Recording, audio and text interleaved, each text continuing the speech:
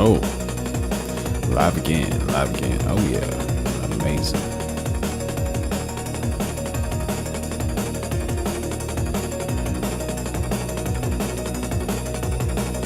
How y'all doing? Just so y'all know, we're going live every single day of 2026, so make sure you like, subscribe, and turn on those notifications. Are you following your dreams? Doing all those things you always wanted to do? I hope you are. I definitely hope you are. And what's happening these days? Oh, DJ. Come on.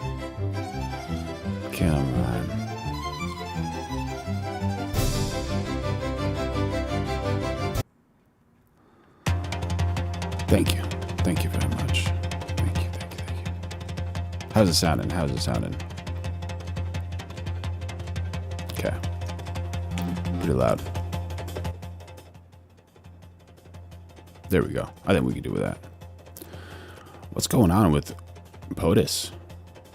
This morning, many of the president's supporters furious, calling this picture that Trump posted appearing to depict himself as Jesus blasphemy. Trump.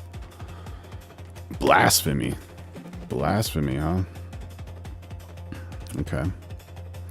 And who does that man look like? In our live, we had some people thinking that guy looks a little bit close to Mr. Island Man.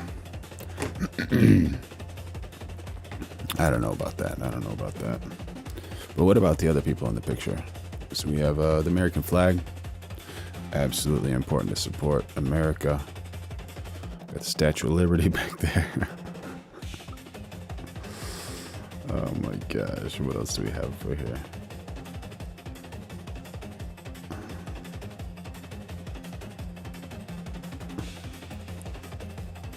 Let's hear it. Trump took the picture down, but is defending the post, claiming he thought it showed him as a doctor. Mr. President, did you post that picture of yourself depicted as Jesus Christ? Well, it wasn't depicted. It was me. I did post it, and I thought it was me as a doctor. Okay, so he did post it. The reason I didn't hear that last time, I have no idea. President insisting. It's supposed to be me as a doctor, making people better, and I do make people better. I make people a lot better. But the vice president saying something different. I think the president was posting a joke, and of course he took it down because he recognized that a lot of people weren't understanding his humor. It comes as the president is bashing the Pope. He was very much against what I'm doing with regard to Iran, and you cannot have a nuclear Iran. Pope Leo would not be happy with the end result. The first American Pope, Pope Leo. Pope has been outspoken against the war in Iran, calling Trump's threat to wipe out a whole civilization truly unacceptable. Attacks on civilian infrastructure is against international law, but that it is also a sign of the hatred, the division, the destruction the human being is capable of. Trump firing back, calling the Pope weak on crime and terrible for foreign policy. Well, Mr. Trump, what do you think the Pope's supposed to say? Like, yeah, go ahead. He's not going to say that, right? He wants peace. He definitely wants peace, right? Adding, I don't want a Pope who criticizes the President of the United States because I'm doing exactly what I was elected in a landslide to do. In a landslide. How many of y'all in the chat are supporting POTUS? Trump is Jesus. Yeah. But the Pope... Oh, we got the best chat in the world. Yeah, brutal facts. Thank you for jumping in on the chat. And the Lloyd, stop playing with the Lord, our Jesus. Christians, shame on you. This means you are a non-believer. I'm a believer. Thank you. Make sure y'all like, subscribe, and turn on notifications. We're going live every single day of 2026. Says he's not afraid of Trump. I have no fear of neither the Trump administration nor speaking out loudly about the message of the gospel. And that's what I believe. He's standing by his comments. I am called to do what the church is called to do. We're not politicians. We're not looking to make foreign policy, as he calls it, with the same perspective that he might understand it. But I do believe that the message of the gospel. We got Dan Van 1256 saying no one cares what the Pope thinks. Goodness gracious. I don't know about that. I think a lot of people care about what the Pope thinks, you know? Yeah. Blessed are the peacemakers is a message that the world needs to hear today. Trump now facing widespread backlash. American Catholic leaders condemning his comments. Bishop Robert Barron, who sits on the president's own Religious Liberty Commission, calling them entirely inappropriate and disrespectful. And he says Trump should apologize. But President Trump is not apologizing to the Pope or for posting that picture. Now, all of this comes as Pope Leo is now on the second day of his 11-day trip through Africa. Today, he's in Algeria, the first Pope to ever visit the Muslim-majority country, George. Man, oh man, what do you think, chat? What do you think about that? Low 8496 says he didn't have a doctor outfit, but what Jesus would wear. None of us are perfect, but neither is Pope. If anything, the Pope is Dem on in disguise. Oh my gosh, Low. Let me know the reason you think that. Goodness gracious. Everybody, we're going live every day at 2026. Make sure you like, subscribe, and turn on those notifications. Become a member if you like. My, oh my. Mary Bruce, thanks. The U.S. Ambassador to the United Nations, Mike Waltz, joins us right now. Ambassador, welcome to you. What do you want people to know about the current situation as we speak? Well, thanks, Sandra. As the vice president said, they've laid out a very basic framework for Iran to behave as a normal nation. Number one, stop supporting terrorist proxies. Number two, you cannot have a nuclear program, as not only President Trump has said, as the United Nations has said in resolution after resolution for decades. That's both enrichment and highly enriched uranium. And you have to open the sea lanes. And that's this latest action from the president that says you cannot hold the entire world hostage. You cannot, even though this Iranian regime started its existence by holding Americans hostage. You can't hold the world's economies hostage. He has flipped the script. You have tremendous naval assets there, and the Central Command just put out its statistics in the sense of it is turning Iranian ships around. Iran doesn't get to choose the winners and losers on the global economy. The United States. Pow, pow, shots fired. What's going on? Trump's seventh and final bankruptcy will be the world, and we, the people, are Mr. Trump's bankers who hold his mortgage. Hey, what did Trump say to Ponzi and Madoff? Hold my beer, boys. That's coming from Richard Thomas 3415. Thank you for jumping in on the chat. We're going live every day, 2026. So make sure you like, subscribe, turn on notifications, and become a member if you want, so you can get some amazing chats like we did here today.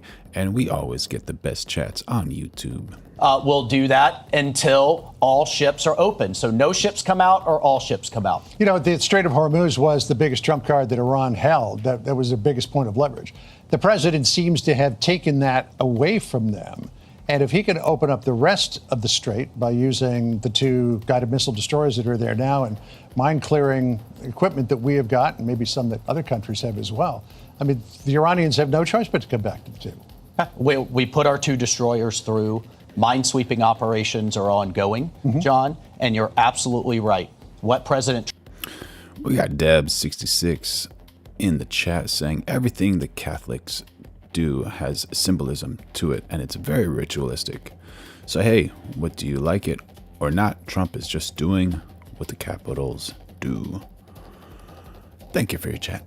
Trump has done is taken that leverage, taken Iran trying to hold the entire world's economies hostage, has taken that off the table now with this action. I mean, we cannot, I can tell you from the United Nations standpoint, live in a world where two parties have a conflict, regardless of whether you agree with the conflict or not, and you Ocean 6882 saying 337 viewers, 4 likes. How's the botting going? Yeah. Make sure y'all like, subscribe, and turn on notifications because we're going live every day at 2026. And become a member if you want. Have I don't know, a country trying to shut down the Strait of Gibraltar or the Bering Strait or any other international waterway as leverage in a conflict. We've taken that off the table, and that isolates the whole issue to what President Trump has been consistent on since the 1980s, even since before he was in politics. We cannot have a genocidal regime with its finger on a nuclear button, period. And I've got to tell you, I'm just thankful that finally we have a president who's actually taking bold, decisive action to take care of a problem before it's an absolute crisis and before we have zero options. And that is what have no doubt the Iranian regime was looking to build such a shield of conventional missiles. We saw what they've done with just what they had now. Imagine another year or 2 years. So allegedly on the map, this side next to Oman is heavily filled with water mines. Now, I don't know how accurate that information is, but that's the reason they're kind of staying on this side. And down here, there's a lot of Somalians that kind of steal oil and try to hijack some boats. And I think allegedly up here next to the northwestern border of the United Arab Emirates, there's allegedly some water mines, but who knows? 5 years from now that it couldn't be dealt with, and then they were free to have a program. If they put a nuke on the top of one of those, too. Yeah. Yeah, Ambassador, I just want to get your reaction to this. This is the Vice President, J.D. Vance, on with Brett last night, special report. He's identifying what he said were some good signs, even though negotiations were breaking down last weekend. Listen.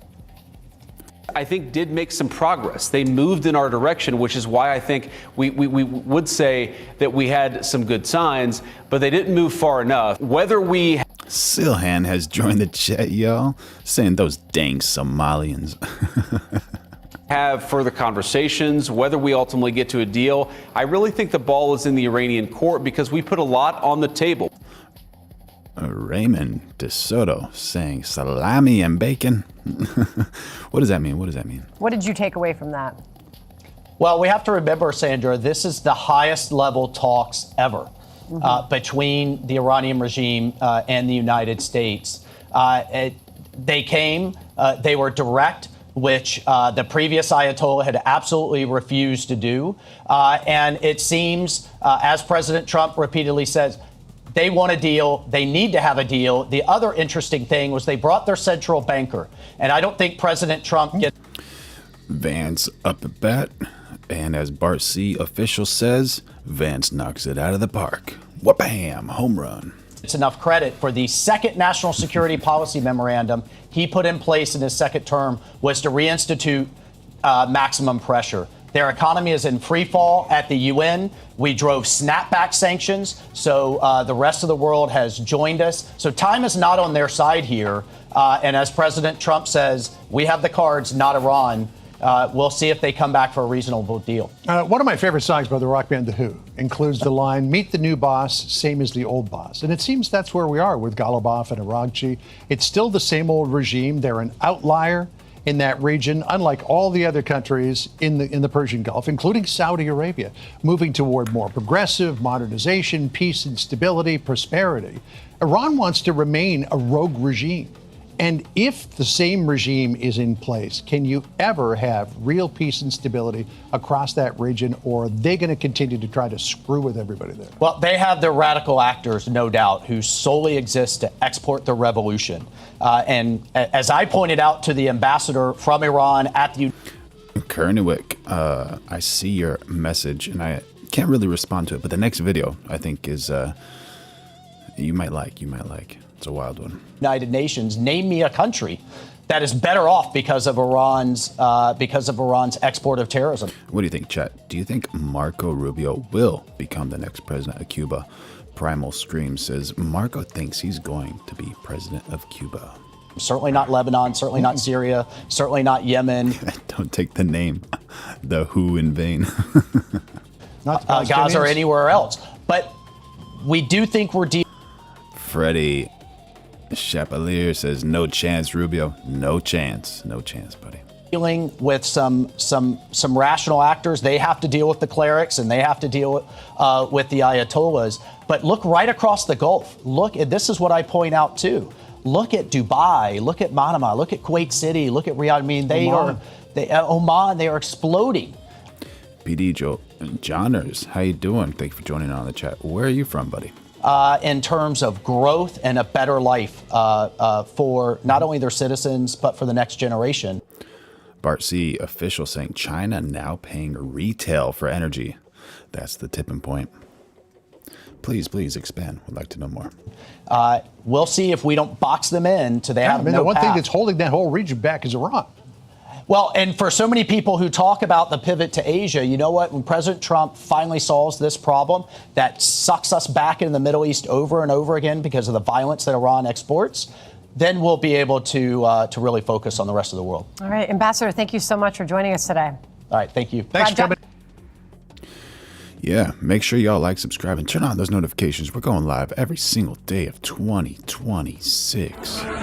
And this is just a wild video. So a bunch of Israelis look like teenagers, maybe early 20s, just like spitting and yelling and screaming at a bunch of Christians at the Western Wall to go home. Primal screams, we choose every news station. We don't just stick to Fox. We try to get information from both sides and then try to create an educated guess and try to just find peace in this world, you know?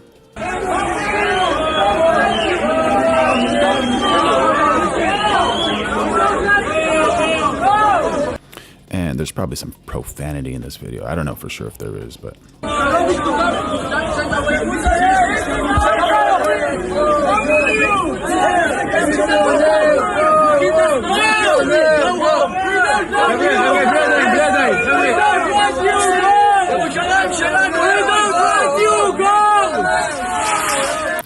They're saying we don't want you. Go. I guess they're not a fans of tourism and all the money tourism brings to their country.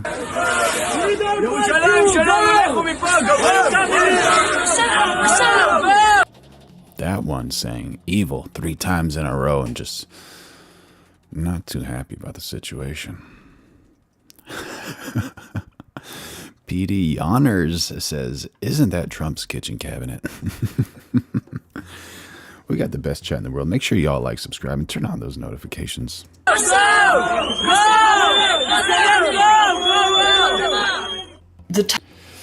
That's pretty wild, man. That's pretty wild. Ooh, well done. The Midnight Express says, that's how Jesus felt, I suppose. Very, very valid point. Primal Scream says, Fox is worthless for information. Not sure which one is reliable anymore. True. If you guys have any reliable sources, please let me know. Would love to know about them. Targeting of an educational facility like this is a war crime. We all saw a missile directly hit this. All right, so this is definitely a war crime, right? But the thing about this is you will see maybe it's not as intentional as you might think, and you will see why. Primary school in Iran, killing mostly children. So that's horrible, killing mostly children, obviously, from a primary school. No one has taken accountability yet. That missile in that video has been identified. You see that thing right there? Big missile. By a number of munitions experts as a Tomahawk missile, which... Rushdie Shackles 4 says, ouch, they cry as they stab you in the back. Bart C says, Christianity is spreading fast in Israel. These Jewish boys see the writing on the wall. Observer 313 Reborn says, Jesus wasn't even Christian. He would be Palestinian in Nazareth if he was amongst us now. Yes, yes. And the people of Palestine are Semites, allegedly. So, which is one that in this war is only used by the US. But according to Trump, Based on what I've seen, that was done by Iran. all right, so based on what he's seen, that was done by Iran. But it was a school strike within Iran, so... the evidence, however, is pointing in another direction. Let me show you. The school sits right here, next to the IRGC Naval Barracks. That's the big point right here. That one. So this is the IRGC barracks. And it seems like this school is just half a block west of it. Just north of it. And that's really close. Very, very close. So if GPS coordinates are not accurate, but walled off from that base something could happen. For at least 9 years. After the strikes, video started to emerge, clearly of the same site from different angles, with the school's distinctive, colourful murals. Then, zooming out, the satellite clearly showed that 4 other buildings in the IRGC base have been struck at the same time as the school. All right, so they have 4 targets here. So that's another very clear indication that and then 2 more smaller ones. There was a bombing campaign happening. And I think that was the school, right? Yeah, from the map. In this very specific. Trox B3S says half a block isn't close with tomahawks. Goodness gracious. Then he used the M word. Yeah. Okay, so it's they're fairly accurate then, from what I'm understanding. Specific area. Then we got this video. That's the Tomahawk missile, which geolocators said looks to have landed near the IRGC base. Now, Trump has claimed Iran, who also has some Tomahawks, I wish they had more. There's no real clear pathway as to how they could have acquired them. Iran also would have had to acquire all the equipment that they need to fire and guide that missile, which is Kurt LSU says, you might have a demon in you if Christians be irritating you. Happy to see you again, Kurt. How you doing, buddy? Bart C says, saying Jesus wasn't Christian is like saying Marx wasn't Marxist. Duh. There was no Christian until after the ascension. Thank you for joining in on the chat. Make sure y'all like, subscribe, and turn on notifications. We're going live every single day of 2026. And become a member if you want. Is another extremely unlikely scenario. We also have this photo of missile fragments that the Iranian state media released. Sahan Omar says, America is known to be extremely precise with airstrikes, unlike the IRGC spraying and praying their missiles. Good to know. And they also have labeling on some of the pieces that's still visible, including phrases like made in the USA. Finally, we have this map that the US military posted of their strikes in Operation Epic Fury. Minab is right here. It also plots Iranian strikes, which there are none of in that area. There was also this claim floating around that the school... And what was that claim? Regarding Minab girls' school, which the regime in Iran claims was hit by America, footage shows whatever hit the school was a failed rocket launch from IRGC. It wasn't Israel or US. Analysis of the area shows the school is in a middle of a military area full of IRGC bases. What do you think, chat? Do you think that was just Iran saying, missile got tired, decided not to do its travels and hit the Minab girls' school? The school had been struck by a misfired Iranian missile with this photograph, but it has been geolocated to this spot. Too fried for this. Says join the chat. Says suspect. Thousands of kilometers away. All of the evidence that we have points to this being a US strike. T. Waldo says, how did they get Tomahawk since we kind of don't give those out? So Iran fired a Tomahawk at itself towards its own naval base. If I remember correctly, Tomahawk can be as precise as a soccer goal. There you go, buddy. Yeah, valid point. And what are they? 1.3, 1.5 million per Tomahawk?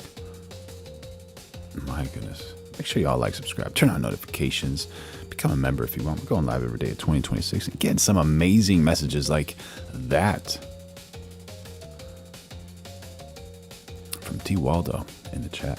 Counter scenario that this was an Iranian misfire, that they destroyed their own school. There is so far no evidence to back up that claim. Yeah, that's a wild one, chat. What do you think?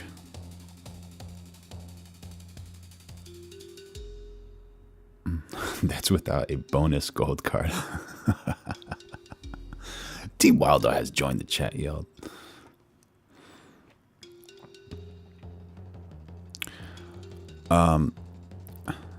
So out of someplace, Kim Jong-un warns the United States would be crushed in war with North Korea. All right. 가까운 이웃에 병전하고 있는 특수한 환경과 미국 놈들이 주도하에 군사적 긴장 격화로 지역 정세의 불안정성이 Does this not have like voiceover? Do I need to read what he's saying? 결코 피할 생 I guess not. I guess I'll read it for y'all if you guys are driving.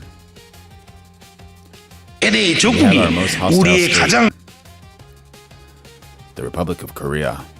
우리의 가장 In our nearest neighborhood. 가까운 이웃에 병전하고 있는 특수한 환경 And the instability of the regional situation is soaring. 미국 놈들이 주도하에 군사적 긴장 격 Due to the U.S.-led escalation of military tensions.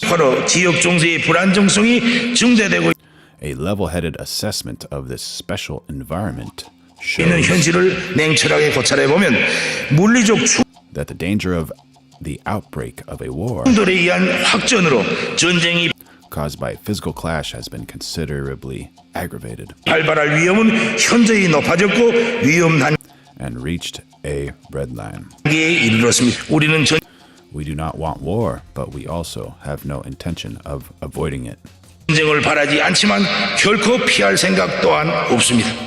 전쟁이라는 There is no reason to opt for war, and therefore 선택을 할 그 어떤 이유도 없으며 따라서 there is no intention of unilaterally going to war. 일방적으로 결행할 의도도 없지만 일단 But once a war becomes a reality facing us, 전쟁이 우리 앞에 현실로 다가온다면 절대로 피하는 we will never try to avoid it, and we will take the perfect 데 노력하지 않을 것이며 자기의 자주권 사수와 인민의 and prompt action we have thoroughly prepared 안전 생존권을 수호하여 우리는 in order to defend our sovereignty, 철저히 준비된 행동에 완벽하고 the security of the people, and right to existence. 신속하게 임할 것입니다.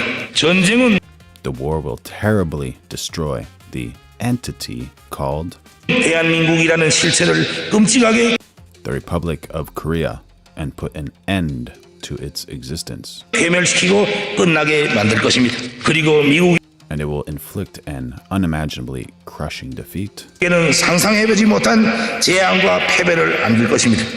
upon the United States. Jared Chavez, North Korea would be a piece of cake.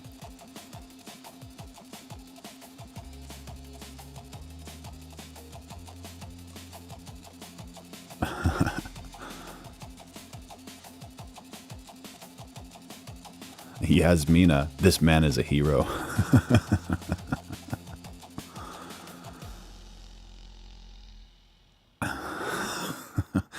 Slappy D has joined the chat saying, you know, that's a put-on voice. I bet he sounds like Mike Tyson mixed with a small woman. Oh, we got the best chat in the world, y'all. We got the best chat in the world.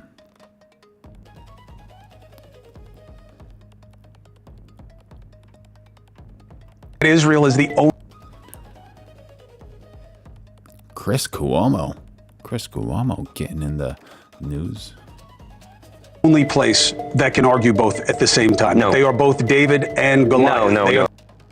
All right, Chris Cuomo's thinking Israel is both David and Goliath. The strongest in the region. They are also the most hunted in the region. They are a small group of people who've been kicked out of all the surrounding countries. They are left in one, and they are very strong in that one. Israel is. Where did all the Jews go in the other countries? Israel, I can tell you exactly how that happened, but like. They went to a lot of places, right? Israel is like a serial killer who is bitching about. Oh my God, bro. A paper cut while he's on a killing spree. That is what Israel is. They the whole most hunted. You know when Iran. How often is a serial killer surrounded by people who want to kill him? Really, they are surrounded by people who protected him. You know, like when Iran sent the drone attacks. Where do you think The flights that actually intercept, they came from Arab countries that are friends from Israel. Oh, brand new news. Did you guys know about that? The Arab friends of Israel blocked those drone attacks from Iran. The biggest military power in the region is Egypt. Did you see Egypt firing a single missile towards Israel? Jordan, And Egypt is trying to stay neutral. Saudi Arabia. That is wild, man. That dude is just dropping the heat. Youssef Bassem. Where do you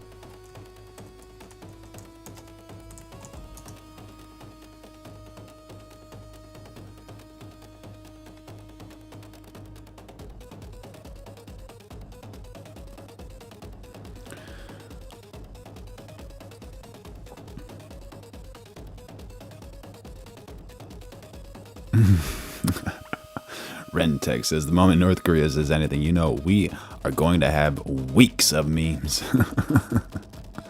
Make sure y'all like, subscribe, turn on notifications. We're going live every single day of 2026 and become a member if you want. And so here we have a Palestinian pastor talking about anti-Christian behavior. How free are Christians to practice Christianity in Israel? Do you know? How wild is that? Christians being allowed to practice Christianity in Israel. Should be allowed, right? What do you think, chat? That evangelicals as churches are not officially recognized in Israel. Not recognized by the government By of the Israel? way, evangelical Christianity is not officially recognized as a denomination in the state of Israel. The biggest problem Christians are facing is in It's not recognized in the state of Israel. East Jerusalem. They are constantly targeted by radical groups, radical Jewish groups. Let's be clear. Some churches, there was an Chris Wooder saying Israel spits on Christians. That's so wild, man. So wild. attempt to burn them. Christian clergy attempt to burn them. Man. Being spit at. Oh, there you go. He just said it. Yeah. Chris Wander called it. Members of the clergy getting spit at by these groups. How can we find peace, y'all? By these groups, they write very offensive slogans on the wall. Man, writing offensive slogans on the wall of a place of worship, that's pretty gnarly. Like, I don't know, I think just as a human being, you're not supposed to cross a few lines, right? What do you think, chat? That's not really that cool.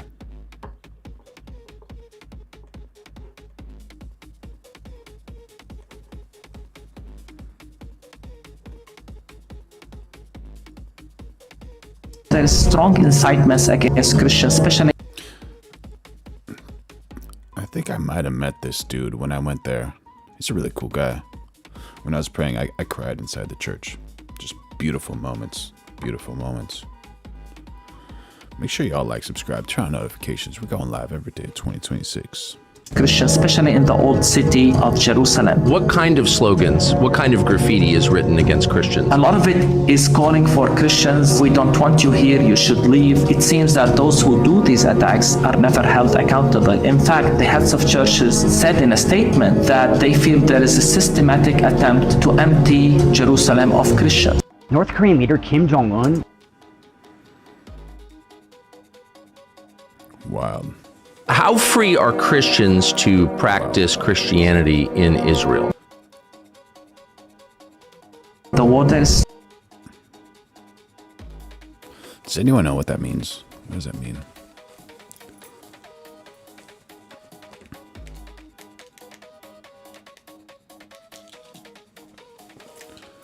Get him out of Jacksonville.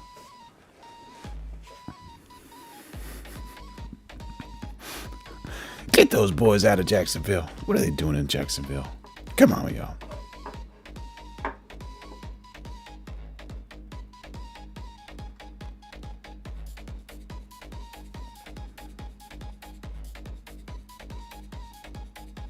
It says, today, 2 for 1 sale.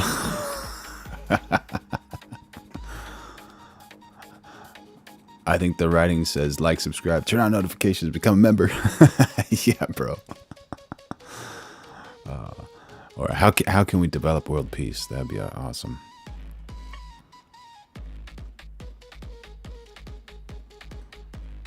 North Korean leader Kim Jong-un is praising South Korea's president. This almost never happens. What's going on? After a months-long investigation, Seoul says civilians, along with an intelligence service employee and a military officer, were involved in sending drones into North Korean airspace. Investigators say it happened several times between September and January.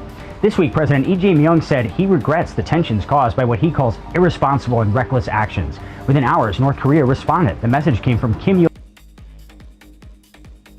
Yo-jong, Jong-un's powerful younger sister. And that's the president's younger sister, powerful younger sister. I don't see the, let's see. You guys see the similarities here?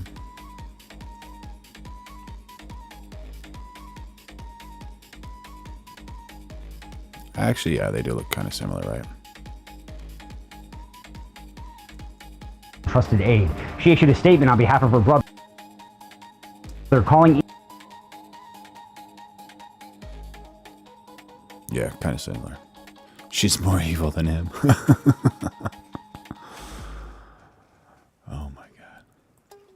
Please move honest and bold. She also warned if it happens. Kelsa says Catholics follow Christ. They're Christians. Yeah, that's right. Again, South Korea will face an unbearable price.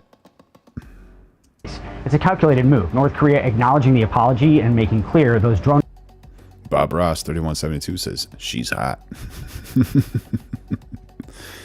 There you go, buddy. There you go. Incursions crossed the line.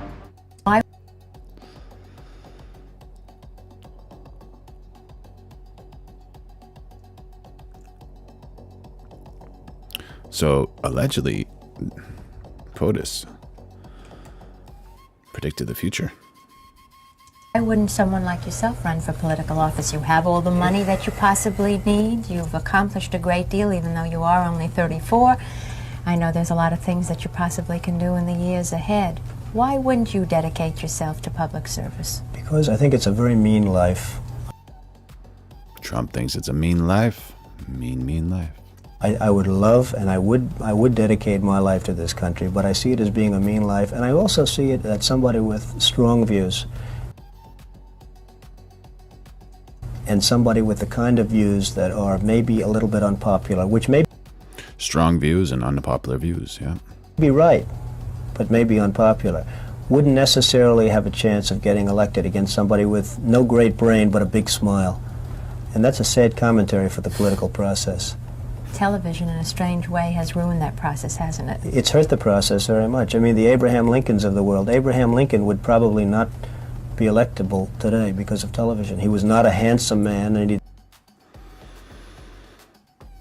Man. And Trump's just kind of saying that he's a handsome man himself right there, right? There you go. POTUS. So, chat, maybe you can let me know if this is right, but I don't know if this is right because it sounds a little bit weird to me. Allegedly, U.S. and Israel kind of fell out of good graces. Good graces. Let's see. He did not. Good morning, everyone. So the White House canceled a meeting with Israeli officials. Do you guys know about this? You guys know about this? It's pretty wild.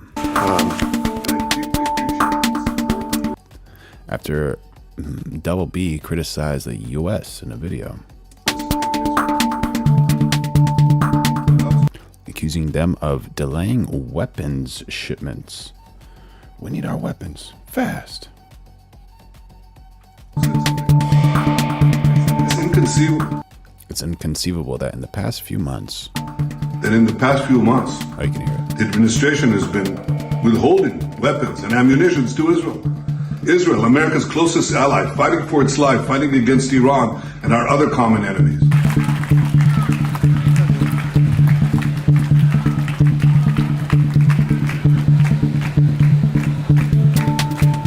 Secretary Blinken assured me that the Secretary Blinken.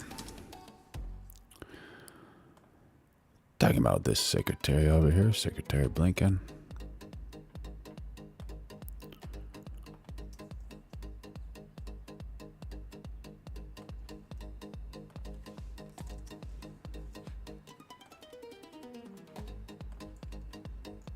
Administration is working day and night to remove these bottlenecks. I certainly hope that's the case. It should be the case. Looking for Blinken right there. That's wild, y'all. That is wild. Man. What happens if the United States and Israel just kind of go their separate ways? A lot of bootlickers in here. What is a bootlicker? Make sure y'all like, subscribe, turn on those notifications. We're going live every day at 2026, and become a member if you want.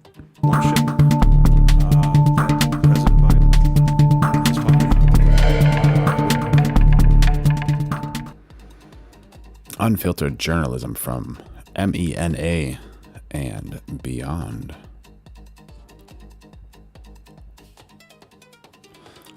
So Vance was recently speaking, and oh, here we go. Lily Weinberg says, "Hey guys, Jesus loves you. He died for you, and he is ready to forgive anything in your past.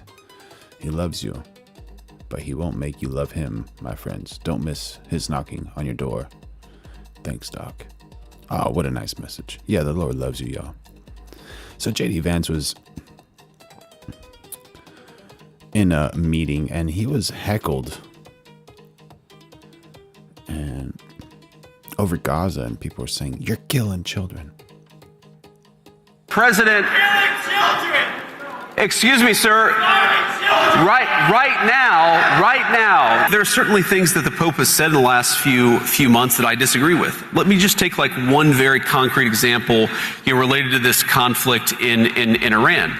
So the Pope said something where he said, and I'm gonna try to remember the exact quote, but he said that God is never on the side of those who wield the sword. Chris Wooder says they are killing children. Man, oh man. Like, how sad is that? Like, that's like, it's almost, we hear it so much, we're almost desensitized about it. It's just so sad. Right there in Iran, right there in Gaza, everywhere, man.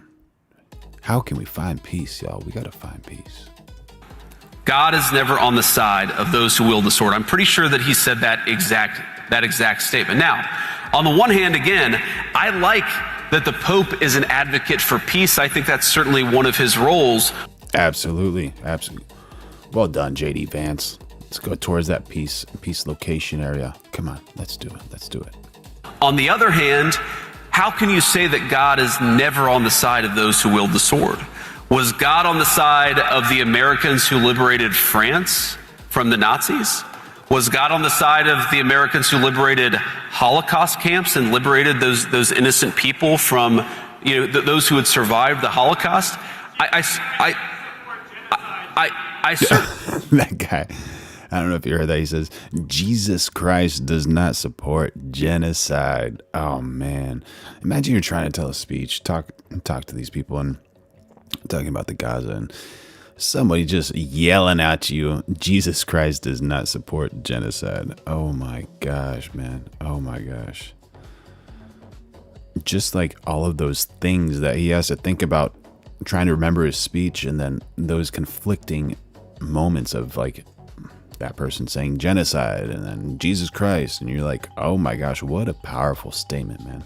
Make sure y'all like, subscribe, and turn on those notifications. Going live every day at 2026, and become a member if you want. I certainly think the answer is yes, and I agree. Jesus Christ does not. I agree. Jesus Christ certainly does not support genocide. Whoever yelled that out from the dark, that's cool. He actually mentions that. Very nice. Certainly does not.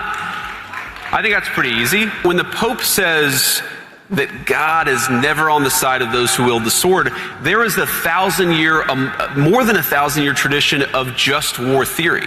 Okay? Now, we can, of course, have disagreements about whether this or that conflict is just, but I think that it's important, in the same way that it's important for the Vice President of the United States to be careful. Bomber Bars doesn't care about any parties, man. He says the left and the right are both. I can't finish the rest of that. We got the wildest chat in the world, y'all. When I talk about matters of public policy, I think it's very, very important for the Pope to be careful when he talks about matters of theology. And I think that one of these issues here is that there has been, again, hey, random dude screaming, I told you I'd respond to your point. I just want to respond to this question first. But I think one of the issues here is that if you're going to opine on matters of theology, you've got to be careful. Brina has joined the chat. She says, Jesus always stood with the oppressed, period.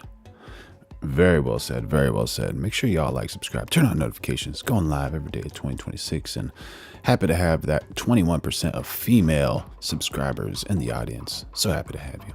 Well, you've got to make sure it's anchored in the truth, and that's one of the things that I try to do, and it's certainly something I would expect from the clergy, whether they're Catholic or Protestant. Now, to respond to this guy here, he said, I believe he said the administration supports a genocide in Gaza. And here's my response to that. When we came in, the humanitarian situation in Gaza was an absolute catastrophe. You know who's the person who got a peace agreement in Gaza? Donald J. Trump. So if you want, sir, to... That's amazing. Thank Donald J. Trump. That's absolutely brilliant. Complain about what happened in Gaza, why don't you complain about Joe Biden and the last administration? We're the administration that solved that problem. Excuse me. That dude won't stop, right? That dude won't stop. Chris Woodard says America killed 5 million Indians. Oh my gosh.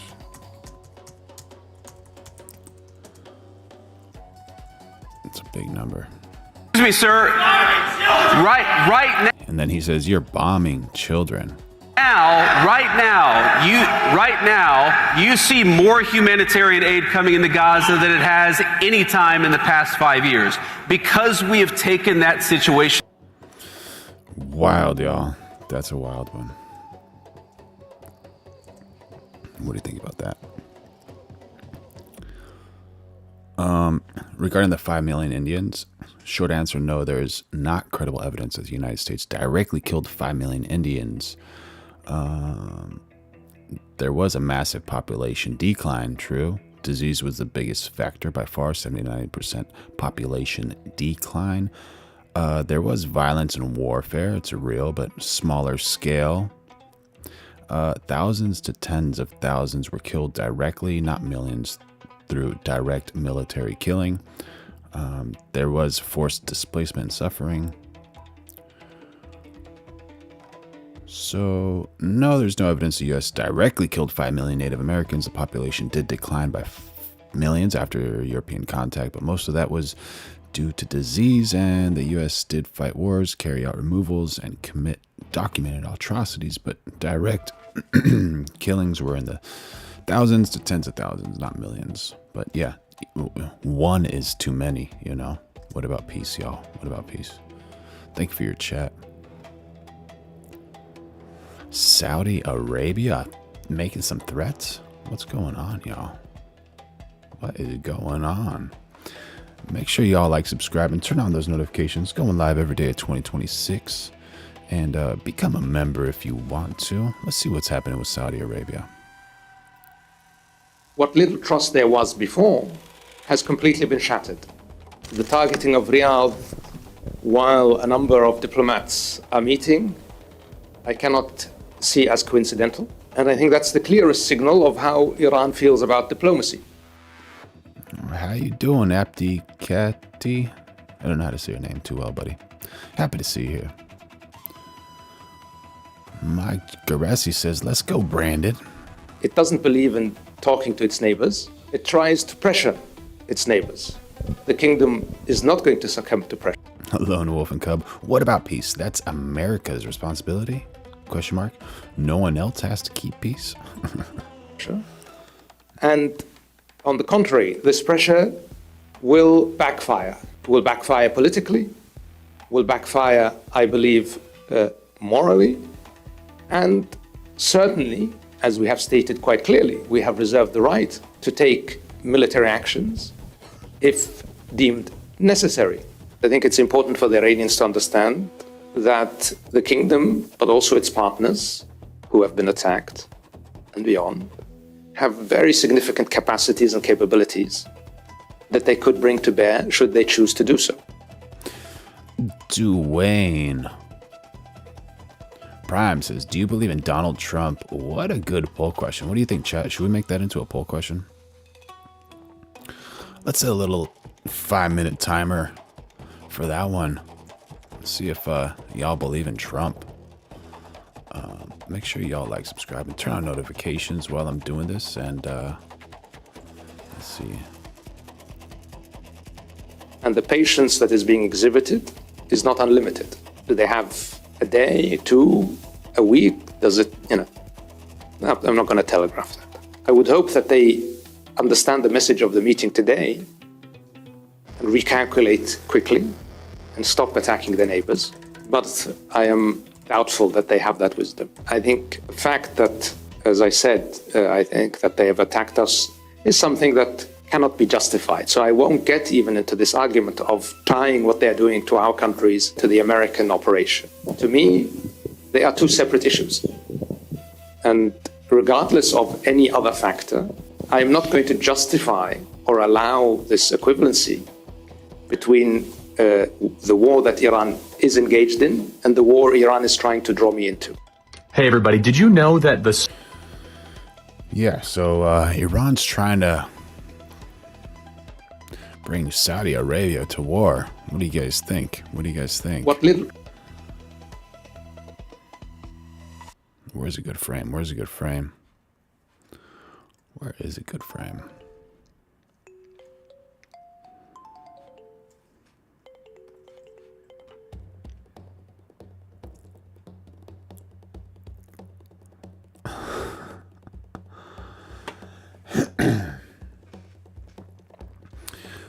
Grant Hindle says, Kirk, like Pringles, once he goes pop, he just can't stop. Just can't stop. Man, oh man. What an angel on earth that guy was, man. What a great guy. Make sure y'all like, subscribe, turn on notifications, going live every day at 2026, and become a member if you want. Yeah, let's go see what Mr. Charlie Kirk says about the smartest man on earth. Hey everybody, did you know that the smartest man in the world, Young-Hoo Kim, with the highest documented IQ on the planet, well over a 246-point IQ, which has been approved by the official society that measures these things, has come out and said that Jesus Christ is the way, the truth, and the life. The smartest man on the planet knows that Jesus Christ is Lord. In fact, the truth of the scriptures and Jesus being Lord has satisfied the greatest minds in history, from Newton to Bach. How wild is that? It's like when nothing else works in your life, Jesus Christ works. So wild, so wild. To Kierkegaard, to Tolstoy, to Dostoevsky. So many of the greatest minds of history have admitted that Jesus is Lord. What is stopping you? Are you smarter than them? Accept Jesus today. It's the most important decision you'll make, which is the answer to the question, who is Jesus Christ? Very cool, very cool.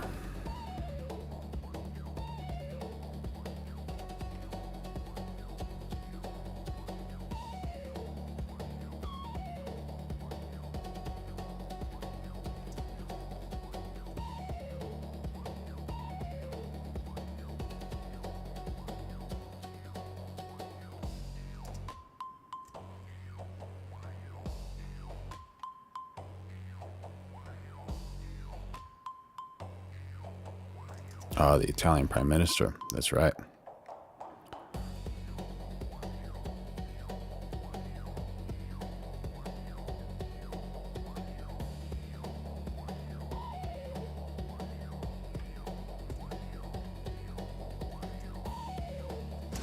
Penso che quello che ho detto è quello che penso. Any Italian speakers in here? Italian.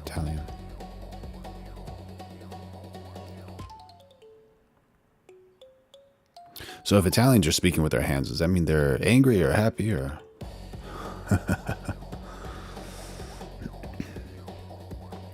Oh, Kamala. Oh, Kamala.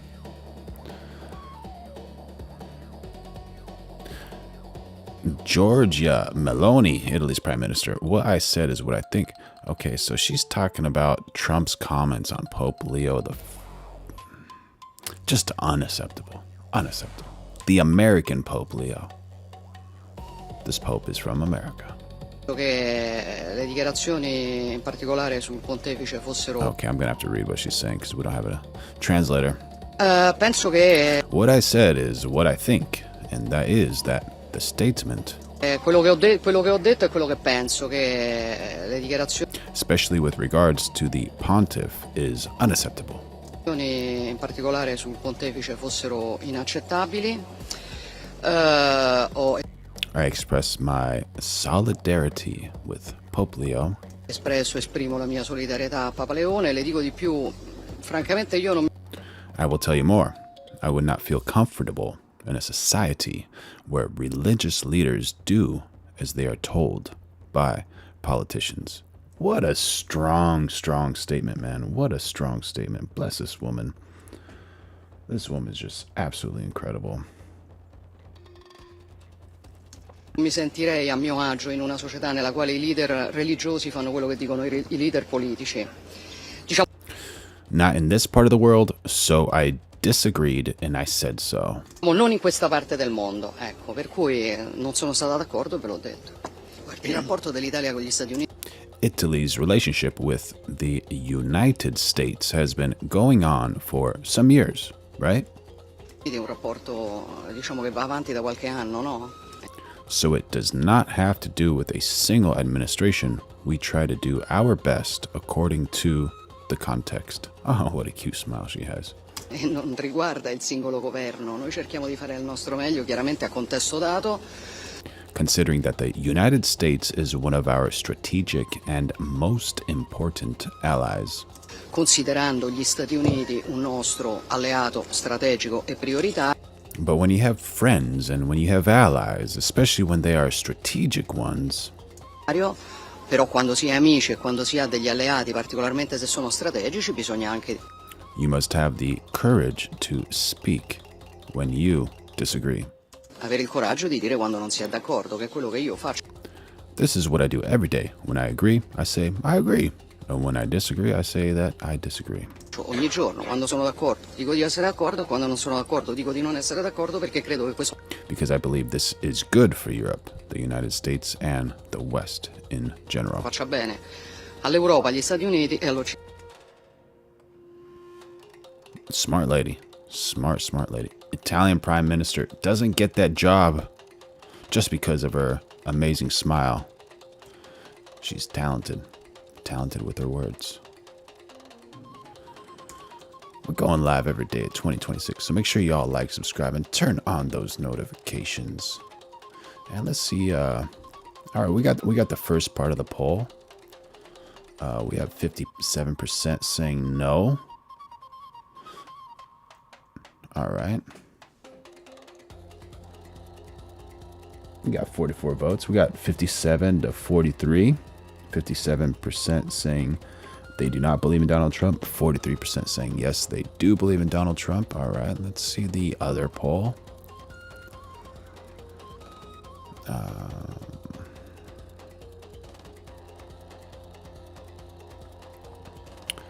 Pulling her up, pulling her up. Or did it just stop on me? That one. No, where did you go?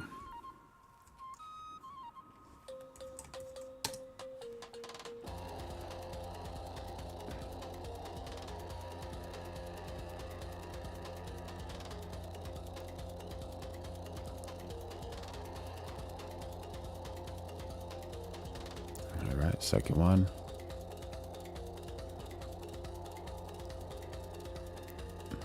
Oh, we did the second one already. First one. And the first one says 67% no. They do not believe in Donald Trump. And 33% says yes. So what was that? 54 no, and the other one is 67% no. So that was out of 200 votes. So that's the current standing now with the POTUS, which is interesting.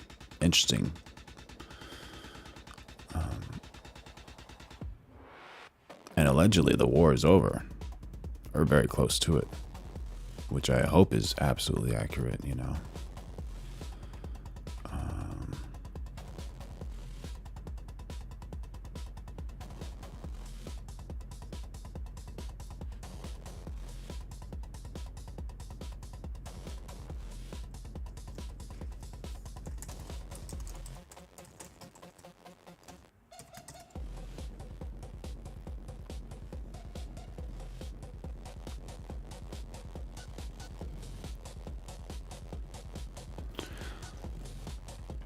How would a U.S. So, if the U.S. naval blockade of Iran does happen, which I allege is happening right now, how's it going to work? naval blockade of Iran even work? It may sound simple, but it is potentially a hugely dangerous and complex undertaking. US naval vessels are going to have to sit off the coast of Iran, watch with satellites and drones, and then warn, stop, and potentially board with special forces every ship that tries to go into or come out of Iran's ports. That's particularly challenging if you are a US Special Forces team that are being asked to board and stop a fully loaded oil tanker that's been ignoring American warnings. The strait could potentially open up, but Iran does have a say in this. The theory is you open a gap in the waterway, thin as it is at only 4 miles used for shipping, through which ordinary trade and oil traffic could resume.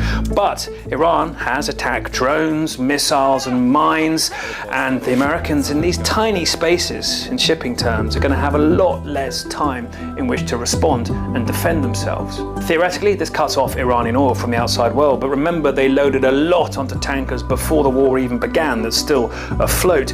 It is a big deal for China, a major customer, and it takes over 1 million barrels of Iran. Man, this is all just so wild. So wild. Iranian oil off the market, which will probably cause prices to rise. And remember too that oil tankers floating around a war zone is a potential ecological disaster. That's absolutely accurate. But now USA has allegedly more oil than Saudi Arabia and Russia combined. What do you think, chat? Is that accurate? We're going live every day at 2026, so make sure you like, subscribe, turn on those notifications, and become a member if you want. Ecological disaster. There are big risks too here for American personnel. They'll be within range of a very angry Iran, and it only takes one tiny attack boat to get through to cause devastating consequences. Is that a drone boat? A little drone boat to create some wildness? Mark Finley says, propaganda, dude. What are you doing? That's propaganda. Chris Woodard says, Melania is Island Man's leftovers. Didn't know that.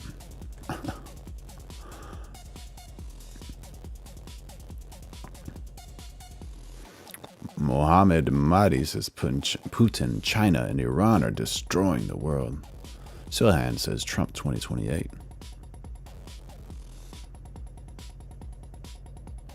Legio Decem. GJ Caesar says, I love my country and the Constitution. Point blank. That's right. Nice.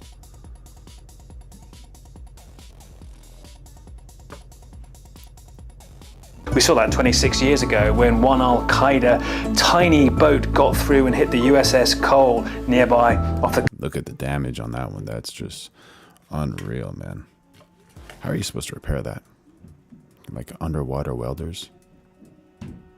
Goodness gracious. Coast of Yemen, killing 17 American sailors. Similar risks are going to return here. Now, this is something that the US could do, but it's big, it's complex, and it's going to take a lot of time to prove effective. A lot of time. It's going to take a lot of time. It's absolutely true.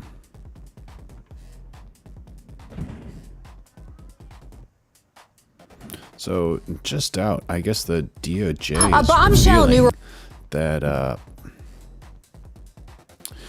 Biden was prosecuting pro-life activists. Wild.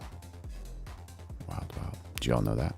A bombshell new report just released by the Justice Department alleges that the Biden administration weaponized federal law by selectively prosecuting pro-life activists under the FACE Act. The report comes following a review of thousands of internal records. The National News Desk, Jeff Harris, joins us. We know, Jeff, that the details surrounding this report continue to develop tonight, but what more can you share at this point about those documents? So this new report is based on a review of over 700,000 internal records, claiming that the Biden-era Justice Department coordinated with abortion rights groups in order to track activists, seek harsher sentences for pro-life defendants, and in some cases, even withhold evidence. The Justice Department releasing a bombshell new report on Tuesday, alleging that the Biden administration weaponized federal law by selectively prosecuting pro-life activists under the FACE Act. What we saw is prosecutors arguing for really harsh sentences, inconsistent with what they should have been doing. The Justice Department's Weaponization Working Group says it reviewed internal communications, case files, and prosecutorial decisions tied to enforcement of the FACE Act. Yeah, we got some Sleepy Joe news.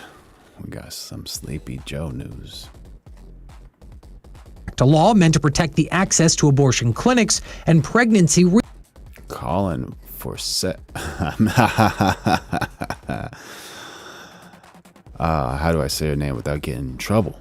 Colin For's ECS 1 says, not shocked. Thank you for jumping in on the chat. That's hilarious. You've got probably the funniest name I've seen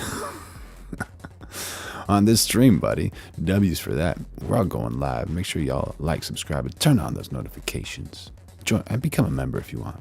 Resource centers. The report finding Biden officials worked closely with groups like Planned Parenthood and the National Abortion Federation to help compile information on pro-life activists used in investigations and prosecutions.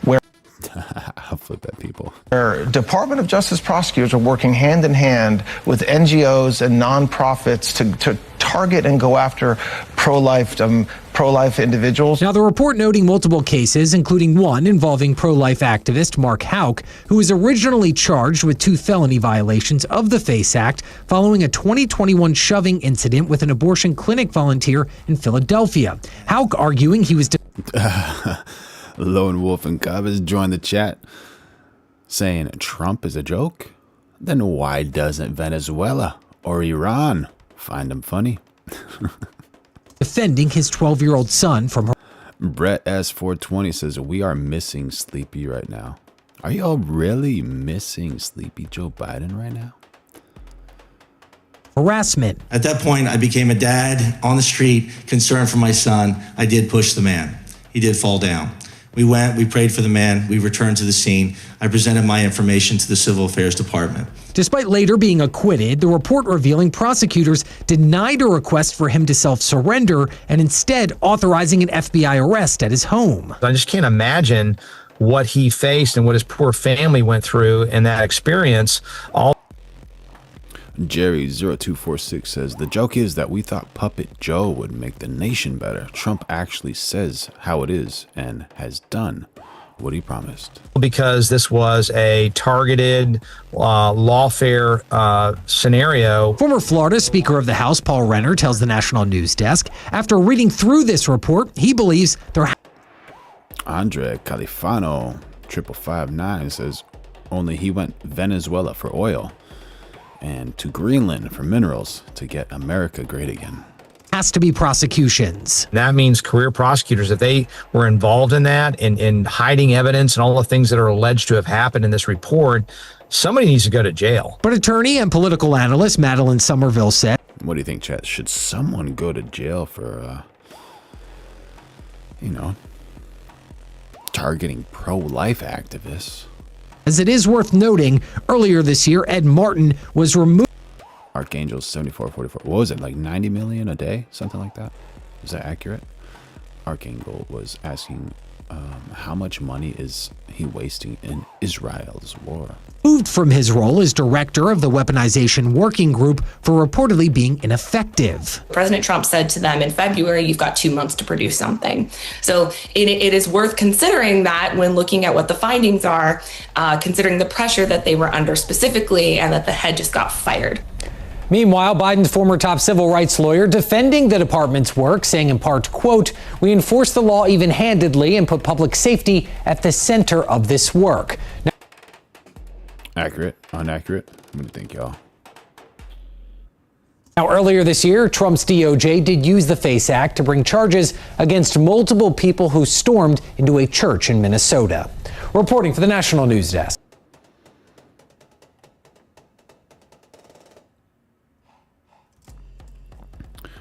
You guys curious about Israel and ceasefire in Lebanon? Let's see what's happening. Israel and Lebanon.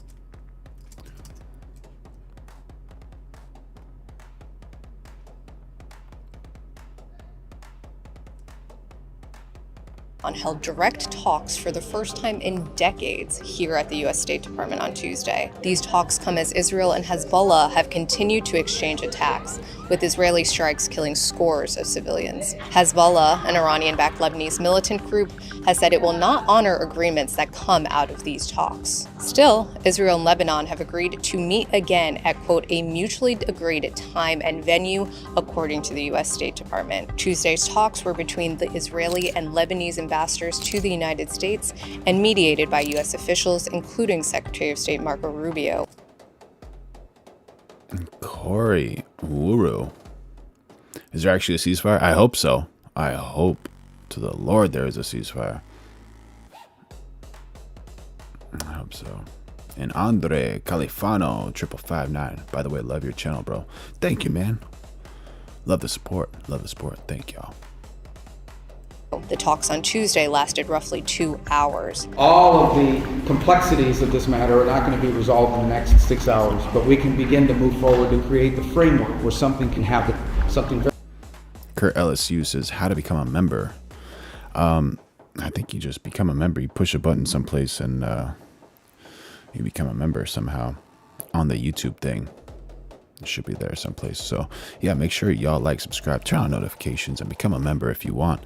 And yeah, you get a bunch of perks. You know, I can help y'all with whatever you need with audio, video, AI, whatever you need. However I can help, I'll help.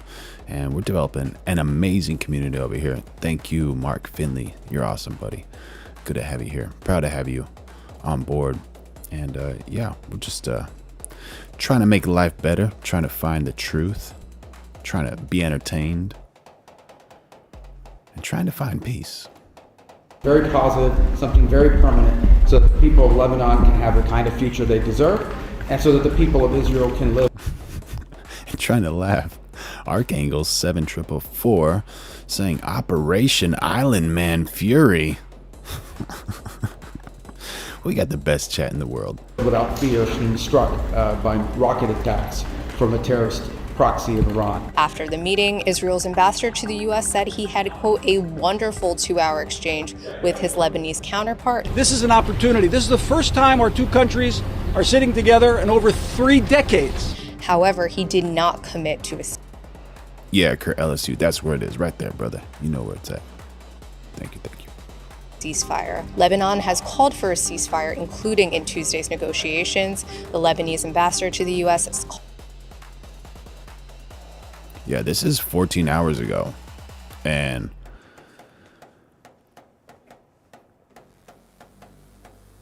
let's hope that peace is brought upon Lebanon.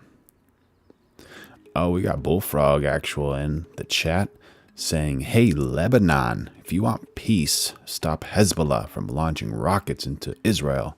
Simple. Yeah, man, that's absolutely true. Good point, good point. And it's going to cause some strife between the Lebanese and Hezbollah.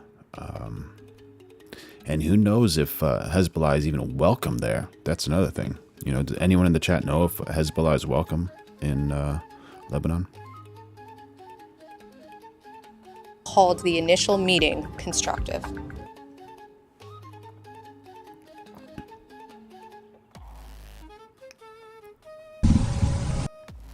So this is a Swalwell accuser. Swalwell dropped out, no longer going for his last goal.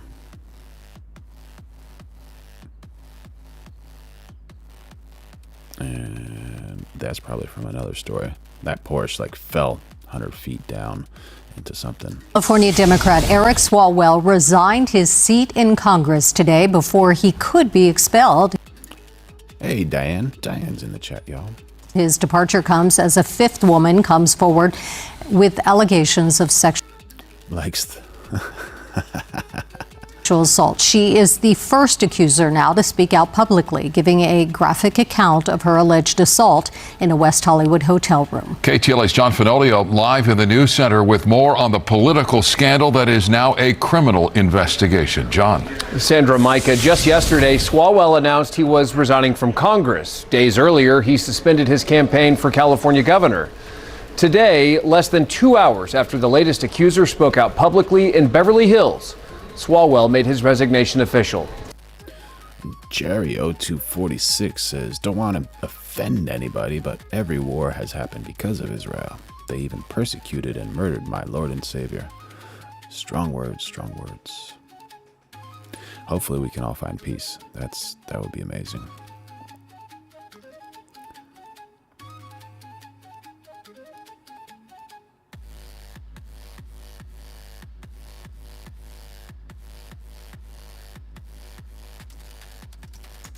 A warning here, this report contains details of sexual assault and may be disturbing to some viewers.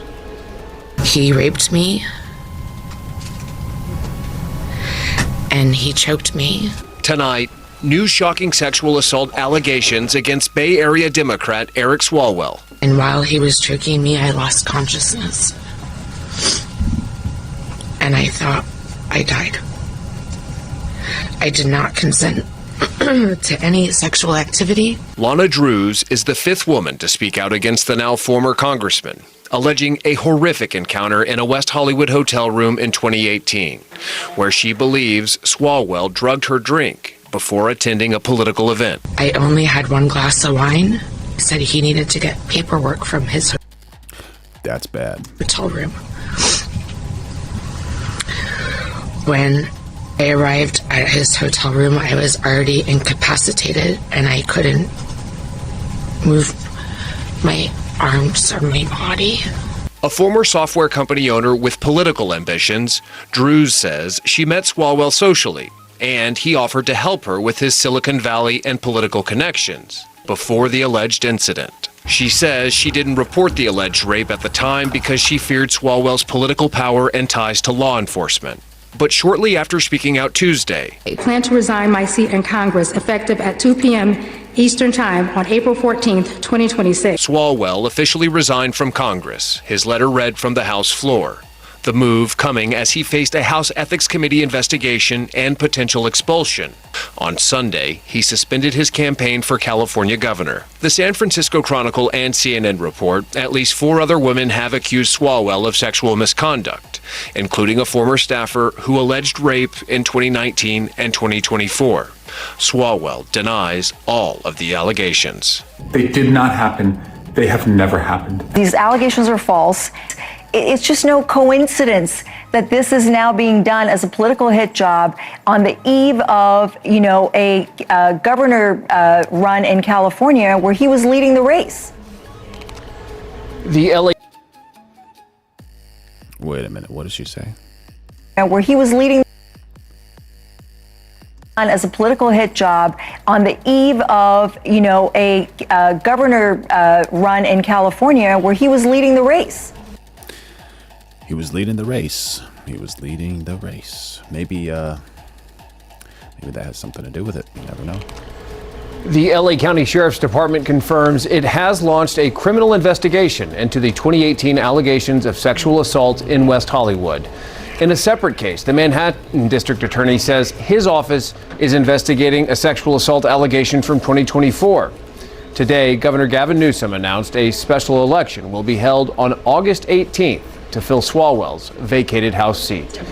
In the News Center, I'm John Fenoglio. Sandra, Micah, back to you. Not an easy situation right there, right? Some of these people, man. Some of these people.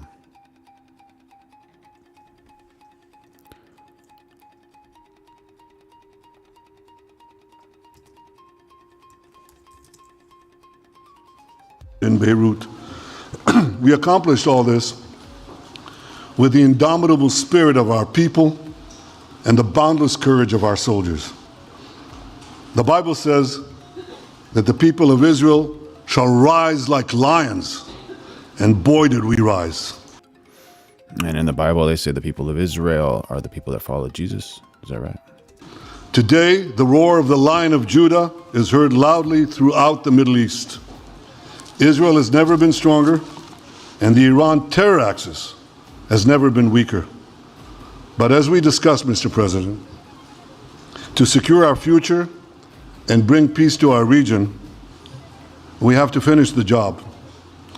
In Gaza, Israel has 3 goals: destroy Hamas's military and governing capabilities, secure the release of all of our hostages, and ensure that Gaza never again poses a threat to Israel.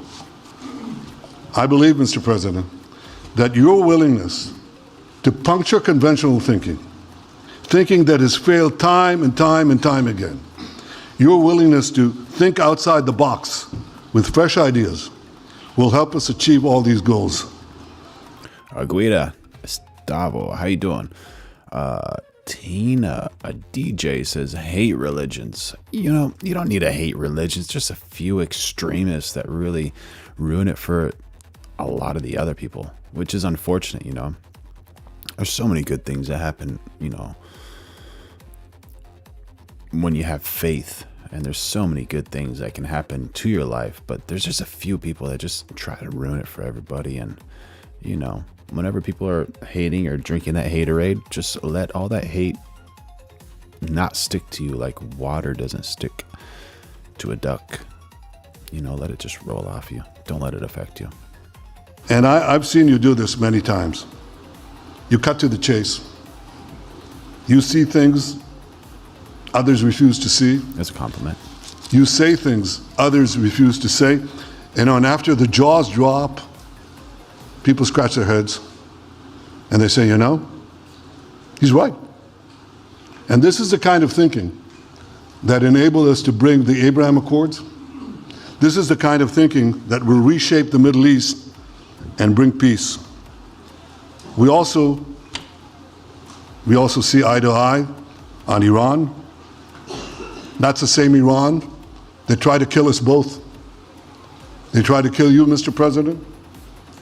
They tried through their proxies to kill me. And we're both committed to rolling back Iran's aggression in the region and ensuring that Iran never develops a nuclear weapon. Mr. President, ladies and gentlemen, Israel will end the war by winning the war. Israel's victory will be America's victory. We will not only win the war, working together, we will win the peace. With your leadership, Mr. President, and our partnership, I believe that we will forge a brilliant future for our region and bring our great alliance to even greater heights. Thank you. Thank you very much, baby. Very nice. Thank you. And JD Vance, everybody. JD, please, Vice President, stand up. He's been doing a good job. He's been working very hard on all things, but this in particular. We'll take some questions, please. Yes, ma'am. Go ahead, please. Go ahead. Yeah, go ahead. Mr. President, can a normalization deal with Saudi Arabia be achieved without the acknowledgement of a Palestinian state? That question for you too, Mr. Prime Minister. And Mr. President, given what you've said about Gaza, should the U.S. send troops to help secure the security vacuum? So Saudi Arabia is going to be very helpful, and they have been very helpful. They want peace in the Middle East. It's very simple. We know their leader and their leaders very well. They're wonderful people, and they want peace in the Middle East. As far as Gaza is concerned, we'll do what is necessary. If it's necessary, we'll do that. Taryn, Heart of Soul 1243 says, precisely, good sir. One should not focus on hate. We should focus on the Heavenly Father and want peace. But if we don't start a fight, we sure finish one, like they started 47 years ago. We're going to take over that piece. Thank you for helping in the chat. Make sure y'all like, subscribe, and turn on those notifications, and become a member if you want.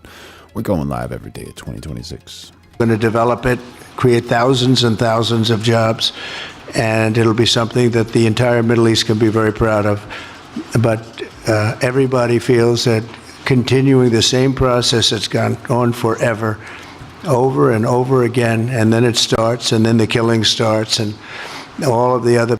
Someone asked if this is live. It was streamed 2 hours ago, so very recent. Problems start, and you end up in the same place, and we don't want to see that happen. So by the United States, with its stability and strength, owning it, especially the strength that we're developing and developed over the last fairly short period of time, I would say really since the election, I think we'll be a keeper of something that is very, very strong, very powerful, and very, very good for the area, not just for Israel, for the entire Middle East. Very important. And we'll, again, have thousands of jobs, and there'll be jobs for everyone, not for a specific group of people, but for everybody. Okay, please. I think peace between Israel and Saudi Arabia is not only feasible, I think it's going to happen. I think if we had another half a year in your first term, it would have already happened. True. Many, many more, I agree, many more nations. I think you can't prejudge and pre-guess how we'll achieve it, but I'm committed to achieving it. And I know the president is committed to achieving it, and I think the Saudi leadership is interested to achieve it. So we'll give it a good shot, and I think we'll succeed. Yeah, please go ahead. First of all, President Trump, did you hear from Prime Minister Netanyahu at your meeting guarantees that the ceasefire will hold, including phase 2? And Prime Minister Netanyahu refers to you. Why are you refusing to set up a national commission to investigate failures of the process? Well, I can't tell you whether or not the ceasefire will hold. We've done, I think, a very masterful job. We weren't helped very much by the Biden administration, I can tell you that. But we've gotten quite a few hostages out. We're going to get more out. But we're dealing with very complex people. And we are going to see whether or not it holds. We certainly want to have more come out. They've come out damaged in many ways, very damaged people. But they're going to get better, and they're going to be strong, and they're going to have a good life. And we hope to get as many as possible out. Whether or not it holds, I don't know. We hope it holds.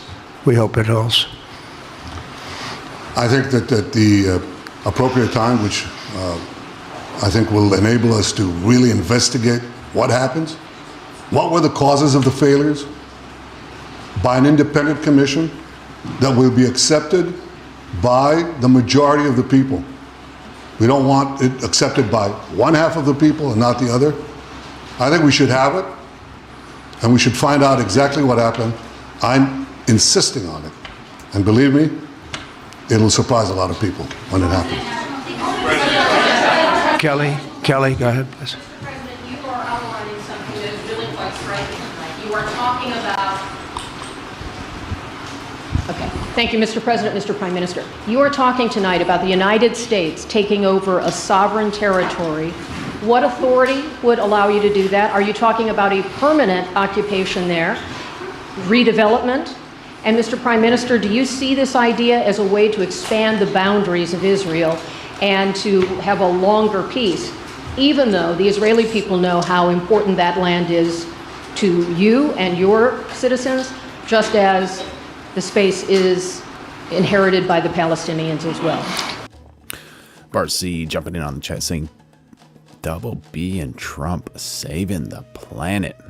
All right. Then we got AB1DOX, 2 criminals. My goodness. Seems like there's quite a variety of ideas on how both of these people are helping the planet. I do see a long-term ownership position, and I see bringing great stability to that part of the Middle East and maybe the entire Middle East. And everybody I've spoken to, this was not a decision made lightly. Everybody I've spoken to loves the idea of the United States owning that piece of land, developing and creating thousands of jobs with something that will be magnificent in a really magnificent area that nobody would know. Nobody can look because all they see is death and destruction and rubble and demolished buildings falling all over. It's just a terrible sight. I've studied it. I've studied this very closely over a lot of months, and I've seen it from every different angle, and it's a very, very dangerous place to be, and it's only going to get worse. And I think this is an idea that's gotten tremendous, This is where I disagree with the president. I think it's going to get better, and I hope it gets better. Make sure y'all like, subscribe, and turn on notifications. Going live every day of 2026. Become a member if you want. Talking about from the highest level of leadership, gotten tremendous praise, and if the United States can help to bring stability and peace in the Middle East, we'll do that. Bibi? I mentioned again tonight our 3 goals, and the third goal is to make sure that Gaza never poses a threat to Israel again. President Trump is taking it to a much higher level. He's saying he doesn't want Gaza to pose a threat to Iran, pose a threat again. That doesn't mean, thank you, Jerry0246, appreciate it, buddy. That doesn't mean that he's going to completely get rid of Gaza, does it? So it's a good sign, you know, because we've been hearing just only the worst from what Double B wants to do with Gaza. He sees a different future for that piece of land that has been the focus of so much terrorism, so many attacks against us, so many trials and so many tribulations. He has a different idea. And I think it's worth paying attention to this. We're talking about it. He's exploring it with his people, with his staff. I think it's something that could change history. And it's worthwhile really pursuing this avenue. Yeah, please, go ahead. Go ahead. Right? President, a question for you. Can you hear me? Yeah. So before rebuilding Gaza again, obviously to take all the hostages, and one of them is Lebanon-Israel, an American soldier who is alive. How will you be sure that you will take out all the hostages and then rebuild? We're working very hard to get all the hostages. The word is all, and we are working very hard. So far, it's been moving along fairly rapidly, pretty much on schedule. William Chadwick has joined the chat and saying China has all the Island Man files that are getting released to the United States. It's over for Trump and Double B very soon. What do you think, chat? Agree or disagree? I'd love to have them all out at one time, but we're taking them out, and tomorrow more are being released, and over the days more, and then we'll go into a phase 2. But we'd like to get all of the hostages, and if we don't, it will just make us somewhat more violent. I will tell you that, because they would have broken their word. Mr. Witkoff and his entire group have been. Richard Grissom 8764 says, "Free me from my wife." Thank you for the chat and the laugh, buddy. Been working 24 hours around the clock, and they want them out, and promises have been made to them, and we'll see whether or not those promises will be kept. But we want all the hostages, that's right. How much time do you think it will take? Want all the hostages, 100%.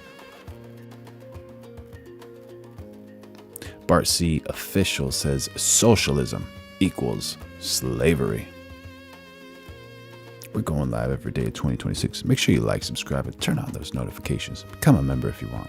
Mr. President, do you support Israeli sovereignty in Judea and Samaria, areas which many believe is the biblical homeland of the Jewish people? Well, we're discussing that with many of your representatives. You're represented very well, and people do like the idea, but we haven't taken a position on it yet. But we will be we'll be making an announcement probably on that very specific topic over the next 4 weeks. Crystal Taylor has joined the chat. How you doing? Good to see you here. Y'all can see it. How are you, Crystal, if you want? Go ahead, please. Please. Thank you so much, Mr. President. So you just said that you think all the Palestinians should be relocated to other countries. Does that mean that you do not support a two-state solution? It doesn't mean anything about a two-state or one state or any other state. It means that we want to have, we want to give people a chance at life. They have never had a chance at life because the Gaza Strip has been a hellhole for people living there. It's been horrible. The Hamas has made it so bad, so dangerous, so unfair to people. And by doing what I'm recommending that we do, it's a very strong recommendation, but it is a strong recommendation. By doing that, we think we're going to bring perhaps great peace to long beyond this area. And I have to stress, this is not for Israel. This is for everybody in the Middle East, Arabs, Muslims. This is for everybody. This would be where they can partake in terms of jobs and living and all of the other benefits. And I think it's very important. It just doesn't work the other way. You know, you can't keep trying. They just has been going along for so many decades, you can't even count. You just can't keep doing. You have to learn from history. You can't keep doing the same mistake over and over again. Gaza is a hellhole right now. It was before the bombing started, frankly. And we're going to give people a chance to live in a beautiful community that's safe and secure. That would be a dream. Just absolute dream. But why can't it be safe and secure now? Henry Deal, or D331, says, Island man gambler Trump calls for a ceasefire, but then tells Israel to attack. What a dishonorable, deceitful liar. Is that true, Henry? Is that what happened? Did not hear about that. If that's true, that's breaking news. Let me know if that's real. Make sure y'all like, subscribe, and turn on those notifications. Coming live every day at 2026.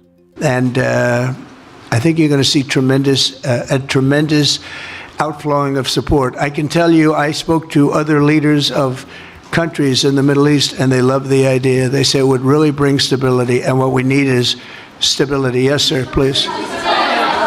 Go ahead. Thank you.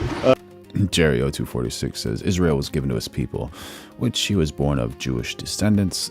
That shows how much love he had. Although they tortured him and killed them, he has so much love and forgiveness. Are you still committed to imposing sanctions on the ICC, despite the move being stalled in the Senate? And please, a question for the Prime Minister as well.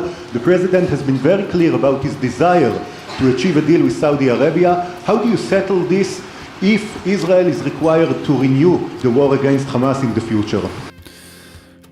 Corey Wobro says, I hear you.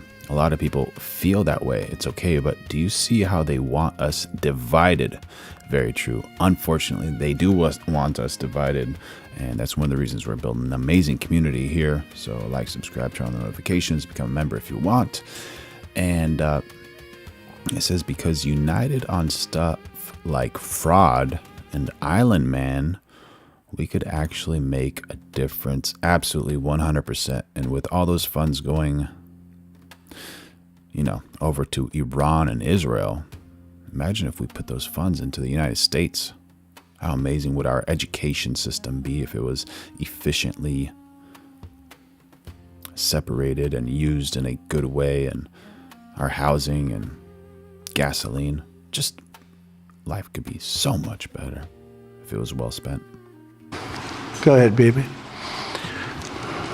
I think everybody understands that just as the president fought and defeated Al-Qaeda and ISIS, that we can't leave Hamas there, because Hamas will continue the battle to destroy Israel. They'll do, you know, when in this temporary ceasefire, one of their leaders comes out, you know what he says? We're going to do October 7th again, except we'll do it bigger. For some reason, does Double B remind you of Obama? So obviously, you can't talk about peace neither with Hamas or in the Middle East if this, toxic, murderous organization is left standing. any more that you could make peace in Europe after World War II if the Nazi regime was left standing and the Nazi army was left standing. You want a different future? You got to knock out the people who want to destroy you and destroy peace. That's what we're going to do. I think that will also usher in, actually, the peace with Saudi Arabia and with others. And I think there will be others too. Yes, ma'am. Go ahead. Afghan suffered women as a high expectation from you. Do you have any plan to change Afghanistan situation? Are you able to recognize Taliban? Because I'm an Afghan journalist, Afghan suffered woman. Any comment about Afghanistan? What's your... Any comment about Afghanistan is what she's asking. And Damir Samir says, can't trust this P3D.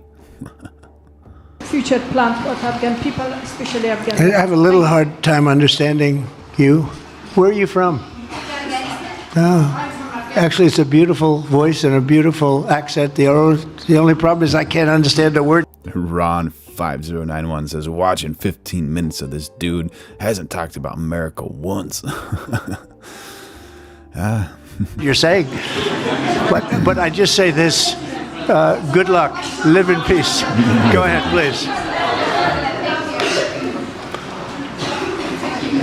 That's it. Richard Grissom says, take the chains off the white man neck. Okay, yeah, please. And Prime Minister, you said earlier today that it was tough for you to implement these sanctions on Iran, but you did indicate that you were willing to negotiate with them. What would that look like, and are you in conversations with them? And the same for the Prime Minister, sir. I hated doing it. I want Iran to be peaceful and successful. I hated doing it. I did it once before, and we brought them down to a level where they were unable to give any money. They had to survive themselves, and they had no money. They were essentially broke, and they had no money for, as I said, Hezbollah. They had no money for Hamas. They had no money for any form of terror. The 28, if you call it, the 28 sites of terror, they had no money for any of it. They had to do their own and focus on their own well-being. And I hated to do it then, and I hate to do it just as much now. And I say this, and I say this to Iran, who's listening very intently.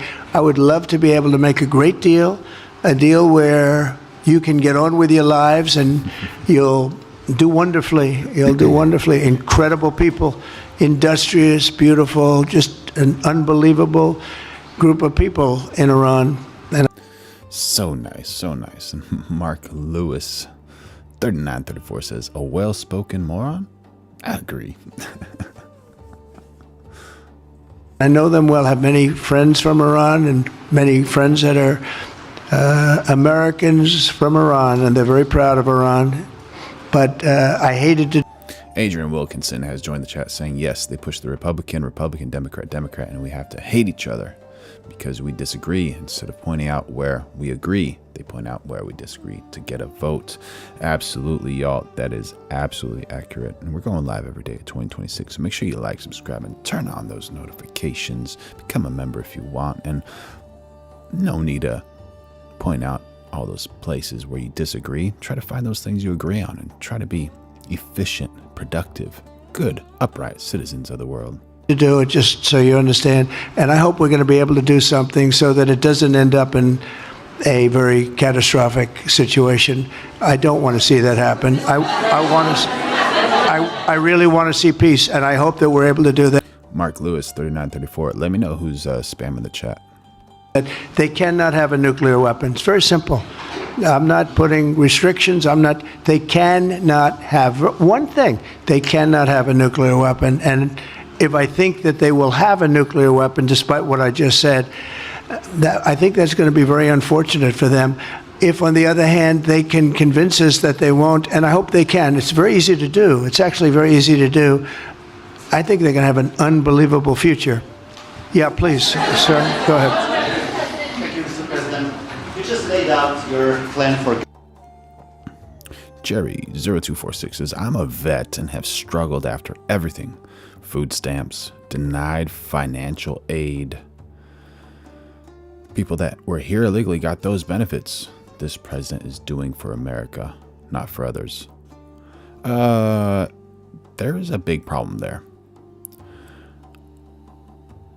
not to take anything away from illegals, but our U.S. military vets should have priority over illegals for food stamps or financial aid or just to get back on their feet. Come on, y'all. That's just like absolutely bonkers. Bonkers. We got to take care of our heroes, firemen, policemen, vets, military vets, absolutely. Nurses, doctors, engineers, all those people. We got to take care of all the good people first, you know. Absolutely. They're the ones that are helping the society. And it makes you wonder with what's going on in California with the Nick Shirley Act, where they're making it illegal for independent journalists to expose fraud, like the fraud that is in Minnesota by the Somalians with their daycares, and then with the Armenians in Los Angeles, allegedly Armenians, with their hospice. Now it's illegal for independent journalists to uncover that. They could do jail time. They could get $10,000 fined if they don't remove their video from YouTube or from social media. Reason being, independent journalists are not supposed to be doing government workers' jobs. Is that true? Or is allegedly government trying to make sure that fraud doesn't go exposed because they're making so much money? Like, you need to take care of your vets. If you're not taking care of your vets, you're enhancing fraud. There doesn't make any other logical sense. Prove me wrong, like, please, but that's what I think is the reason they're not helping U.S. citizens, especially vets, first over illegal immigrants. And nothing to take away from illegal immigrants. There's a lot of nice illegal immigrants, and there's a lot of nice vets, but just get your priorities straight, right? Make sure you all like, subscribe, turn on notifications, going live every single day of 2026, and become a member if you want. Gaza. Yes. Can you lay out your plan for Ukraine and also... For Ukraine? For Ukraine, yes. You consider yourself a strong leader. You blamed your predecessor for letting Russia to take over Ukraine. Will you demand from Putin to get out of Ukraine, from sovereign territory of Ukraine? So we're dealing right now in the subject. I don't want to spend a lot of time because we're here for another reason, but we are having very good talks, very constructive talks on Ukraine. And we are talking to the Russians. We're talking to the Ukrainian leadership. It would have never happened. That would have never happened. It should have. Tree Roji, Democrat ID photo. Clown face. Hilarious, bro. Thank you for that laugh. My goodness. Captain Blackbird has joined the chat. If only the Native Americans spoke to Europeans this way. Illegal is illegal, then things would be different. It would have never happened. I get reports every week. The number of soldiers, mostly soldiers now, the cities have been largely demolished. You talk about a very sad sight to see. We talk Gaza. Well, many of these cities look as bad as Gaza and worse, what's happened to them. And I want to see that end. And I want to see it end for one simple reason: the life of young people being absolutely obliterated. Horrible, horrible. Jerry 0246 says, I live on the border and I work with them. I see it every day. Not only that, they sell their stamps for money. And Ellie Not Given says, what more are they supposed to do for us vets? We get socialized medicine, which is awesome. Walk into VA, they just start helping me instead of referring me all over the place. Both sides. You probably have 700,000 Ukrainian soldiers dead, 800,000, maybe more Russian soldiers dead. It's very flat land, and the only thing that's going to stop a bullet is a human body. Lucid Aguera says, who invited illegals to the USA by having open borders? The Democrats. The Democrats gave illegals free money and benefits that should have gone to Americans 100%. Thank you for joining in on the chat. That is what I'm talking about. Make sure you all like, subscribe, turn on notifications. Going live every day at 2026. Become a member if you want. In this case, usually soldiers. And the numbers are staggering. When you hear the real numbers in Ukraine, what the numbers are, and this doesn't include the cities that have been demolished and all of the people that were killed. So I want to see it stopped. We're having very good talks, and I think we're going to get it. I think something will be, hopefully dramatically, it will rise above everything. You can't let this continue. This is an absolute slaughter that's taking place on the beautiful farmlands of Ukraine, and we have. Thank you, Terran Heart of Soul. Happy to have you on board, buddy. Thank you. To stop it. We can't let this continue. It is a human tragedy, and we're going to try very hard to stop it. Yeah, please go ahead, sir. Go ahead. Mr. President, thank you very much. Okay. Mr. President, what's your view about Palestinian leader Abbas' role in all the regional changes you want to do? And a question for the Prime Minister, what's your view on President Trump wanting to reach a deal with Iran and not a much more active military stance towards them? Go ahead, baby. Go ahead. I think the president just said something that I think is the pivot of everything that we're talking about. He said Iran cannot have a nuclear weapon. And we fully agree with that. If this goal can be achieved by a maximum pressure campaign, so be. Try very hard to stop it equals make sure I see some UFC fights with Dana White. From Captain Blackbird number 7. But I think the most important thing is to focus on the goal, which the president just did, and I fully agree with him. Platinum P14 says, I'd like better mental health support for vets. Free or subsidized housing. If you fight for this country, you shouldn't be homeless. Period. Well said. Well said. Who's going to argue with you about that, man? Come on. Well, I said it, and he said it very well. It's a campaign of pressure to see if we can get something done. He doesn't want to do what some people think will automatically happen because they're very difficult people to deal with, as you know. But if we could solve this problem without warfare, without all of the things that you've been witnessing over the last number of years, it would be. I think it would be a tremendous thing. Go ahead, please. Do you have any plans to visit Israel soon? To visit where? Israel and Gaza. Oh, I love Israel. I will visit there, and I'll visit Gaza, and I'll visit Saudi Arabia, and I'll visit other places all over the Middle East. The Middle East is an incredible place, so vibrant, so it's just one of the really beautiful places, and with great people. And I think a lot of bad leadership has taken place in the Middle East that's allowed this to happen. It's just terrible. And that includes on the American side, by the way. We should have never gone in there a long time ago, spent trillions of dollars and created so much death. So that includes Americans. But yeah, I'll be visiting. Today, I'm delighted to welcome Israeli Prime Minister Benjamin. He's going to be visiting. He's going to be visiting.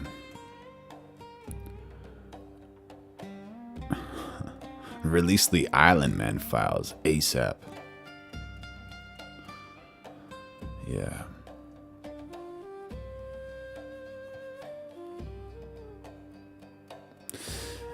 What's going to happen? What's going to happen? Do you think they are going to be released? And will anyone get in trouble for it? Was there any arrests after those things were...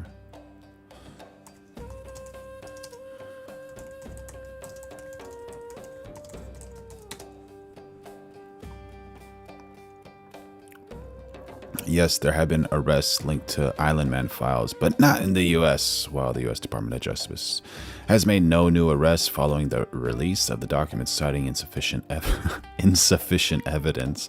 Arrests occurred in the U.K. related to allegations of misconduct in public office. Andrew Mountbatten Windsor, formerly Prince Andrew, was arrested on February 19th, 2026. Oh, that's wild.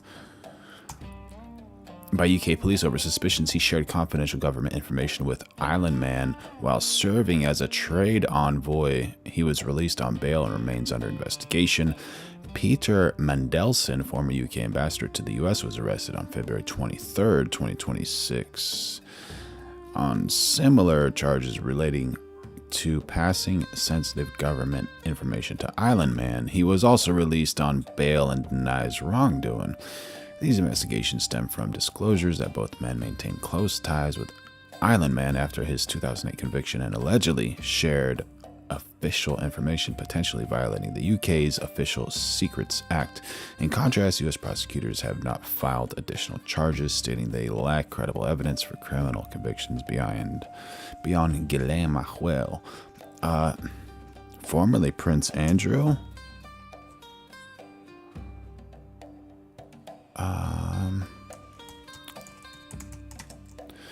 We gotta see it to believe it.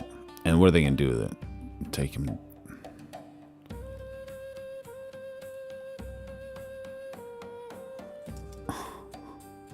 Yeah. All right. I guess that looks like that might be one of those pictures. That's a kind of compromised look. He doesn't look to be doing too well back there. Or maybe he was just like scared someone honked a horn and then flashed a picture, right? This is Andrew Mountbatten Windsor, formerly Prince Andrew. And this is Peter Mandelson.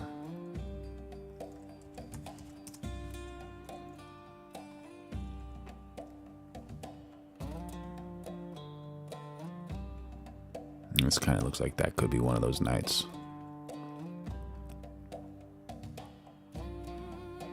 There he is with POTUS. Benjamin Netanyahu. So there has been 2 arrests, just they've been not in the United States. Back to the White House. It's a wonderful feeling and a wonderful event. We had fantastic talks. And Daniel Garrett, strange that everyone around Israel hates Israel. And thank you very much. Never thought about it that way. That is wild. I don't know if that's accurate, but that's wild, allegedly, right? Your staff. He's the first foreign head of state to visit during our administration. And Bibi, I want to say it's an honor to have you with us. Over the past 4 years, the U.S. and Shavila says, why are you spreading propaganda? What are you talking about, spreading propaganda? Please explain. I'd love to know. Henry D331 says, as soon as the U.S. went to negotiation with Iran, Israel forced Melania Trump to confess so that Trump could disrupt the negotiations. Interesting. The Israeli alliance has been tested more than... Katrina Herger, thank you for joining in on the chat. Prince Andrew wasn't very important to the family, so obviously they threw him under the bus to save all the rest of their behinds. Yeah, very possible. Make sure y'all like, subscribe, and turn on notifications. Going live every day at 2026, and become a member if you want. Than any time in history. But the bonds of friendship and affection between the American and Israeli people have endured for generations, and they are absolutely unbreakable. They are unbreakable. I'm confident that under our leadership, the cherished alliance between our 2 countries will soon be stronger than ever. We had a great relationship. We had great victories together 4 years ago. Not so many victories over the past 4 years, however. In my first term, Prime Minister and I forged a tremendously successful partnership that brought peace and stability to the Middle East like it hadn't seen in decades. Together we defeated ISIS, we ended the disastrous Iran nuclear deal, one of the worst deals ever made, by the way, and imposed the toughest ever sanctions on the Iranian regime. We starved Hamas and Iran's other terrorist proxies, and we starved them like they had never seen before. Resources and support disappeared for them.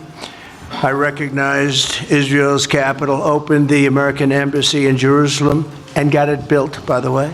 Built it too, just not only designated it, but got it built at a price that nobody's seen for 40 years. We got it built, it's beautiful, all Jerusalem stone, right from nearby, and it's something that's very special. And recognized Israeli sovereignty over the Golan Heights, something that they talked about for 70 years, and they weren't able to get it, and I got it. And with the historic Abraham Accord, something that was really an achievement that was, I think, going to become more and more important, because we achieved the most significant Middle East peace agreements in half a century, but the Abraham Accords in particular, and I really believe that many countries will soon be joining this amazing peace and economic development transaction. It really is a big economic development transaction. I think we're going to have a lot of people signing up very quickly. Unfortunately, for 4 years, nobody signed up. Nobody did anything for 4 years except in the negative. Unfortunately, the weakness and incompetence of those years, those past 4 years, the grave damage around the globe that was done, including in the Middle East, grave damage all over the globe. The horrors of October 7th would never have happened if I were president. The Ukraine and Russia disaster would never have happened if I were president. Over the past 16 months, Israel has endured a sustained, aggressive, and murderous assault on every front, but they fought back bravely. You see that, and you know that. What we have witnessed is an all-out attack on the very existence of a Jewish state in the Jewish homeland. The Israelis have stood strong and united in the face of an enemy that has kidnapped, tortured, raped, and slaughtered innocent men, women, children, and even little babies. I want to salute the Israeli people for meeting this trial with courage and determination and unflinching resolve. They have been strong. In our meetings today, the Prime Minister and I focused on the future, discussing how we can work together to ensure Hamas is eliminated and ultimately restore peace to a very troubled region. It's been troubled, but what's happened in the last 4 years has not been good.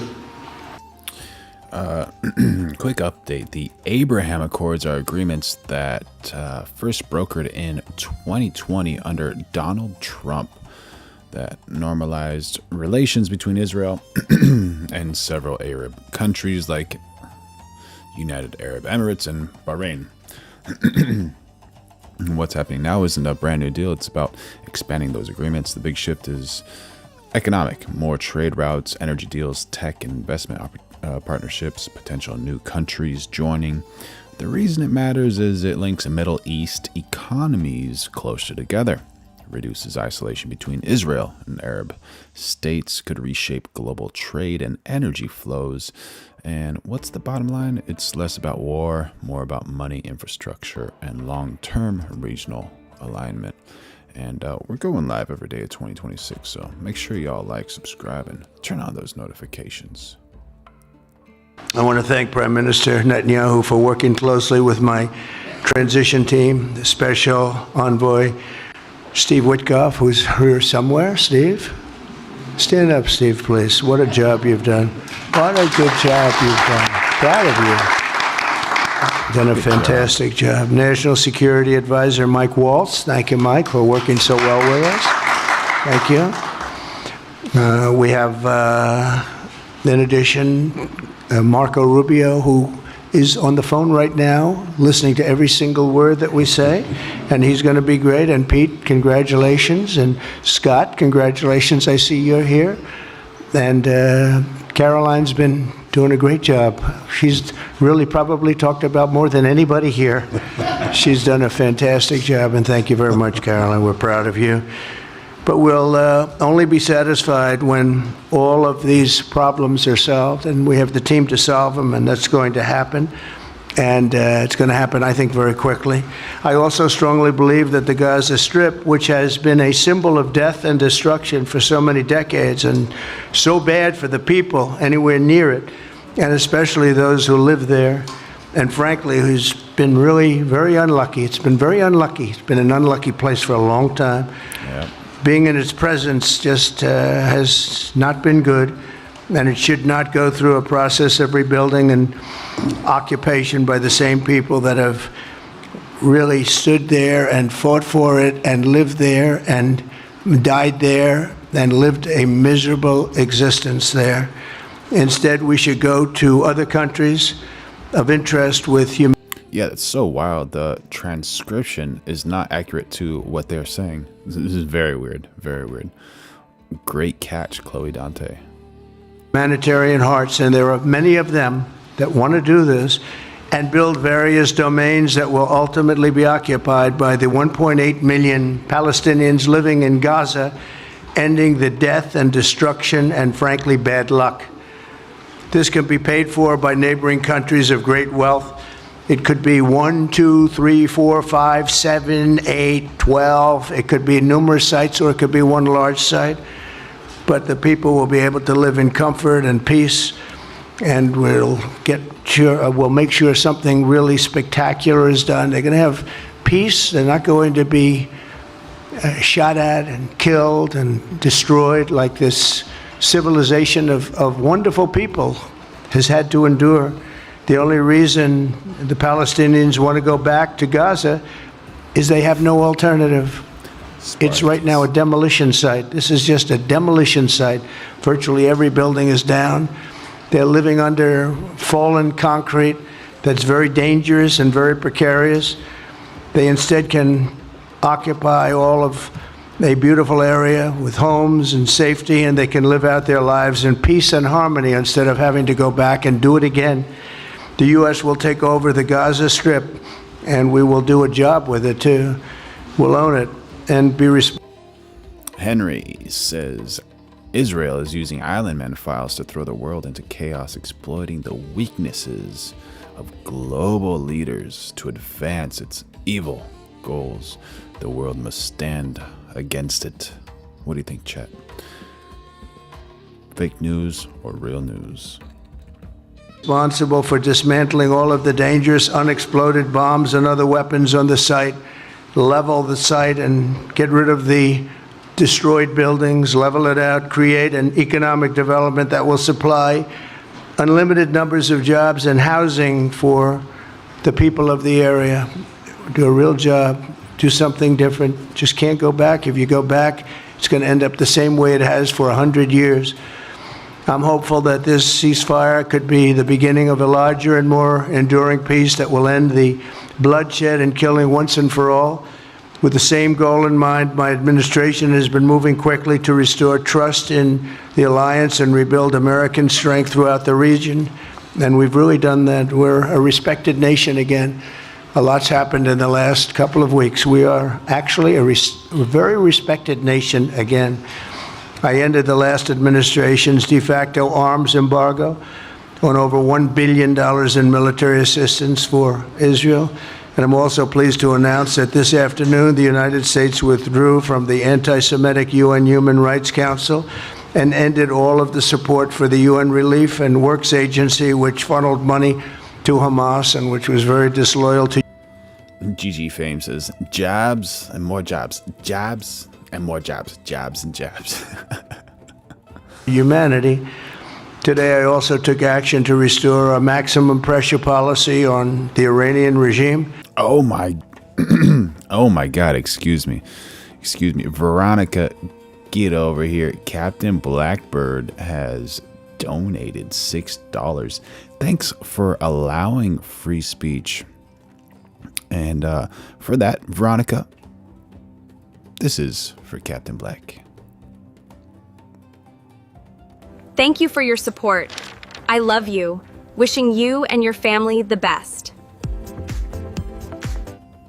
Go on and do your push-ups, Veronica. Thank you so much, Captain Blackbird 7. You are the man. The Lord loves you. I love you. Everybody loves you.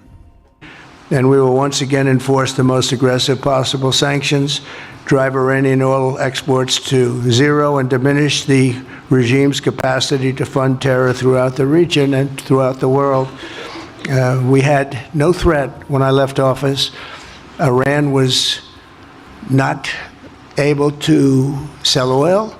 Nobody was buying oil because I said, don't buy it. If you buy it, you're not doing any business with the United States. And Hamas was not being funded. Hezbollah was not being funded. Nobody was being funded. There would never have been an October 7th. 2 weeks ago, I once again designated the Houthis as a terrorist organization. They're trying to destroy world shipping lanes, and that's not going to happen. And over the weekend, I ordered airstrikes against senior ISIS leaders hiding in the caves of Somalia and took them out. Here in America, we've begun the process of deporting foreign terrorists, jihadists, and Hamas sympathizers from our soil, just as we have people that are extremely evil. Mohammed Ahmadi says, thank you for allowing haters and idiots. Oh my goodness. We're going live every day at 2026. Make sure y'all like, subscribe, and turn on those notifications and become a member if you want. And we're sending them out of our country. They came from jails. They came from mental institutions and insane asylums, and they were dumped into our country. They're gang members.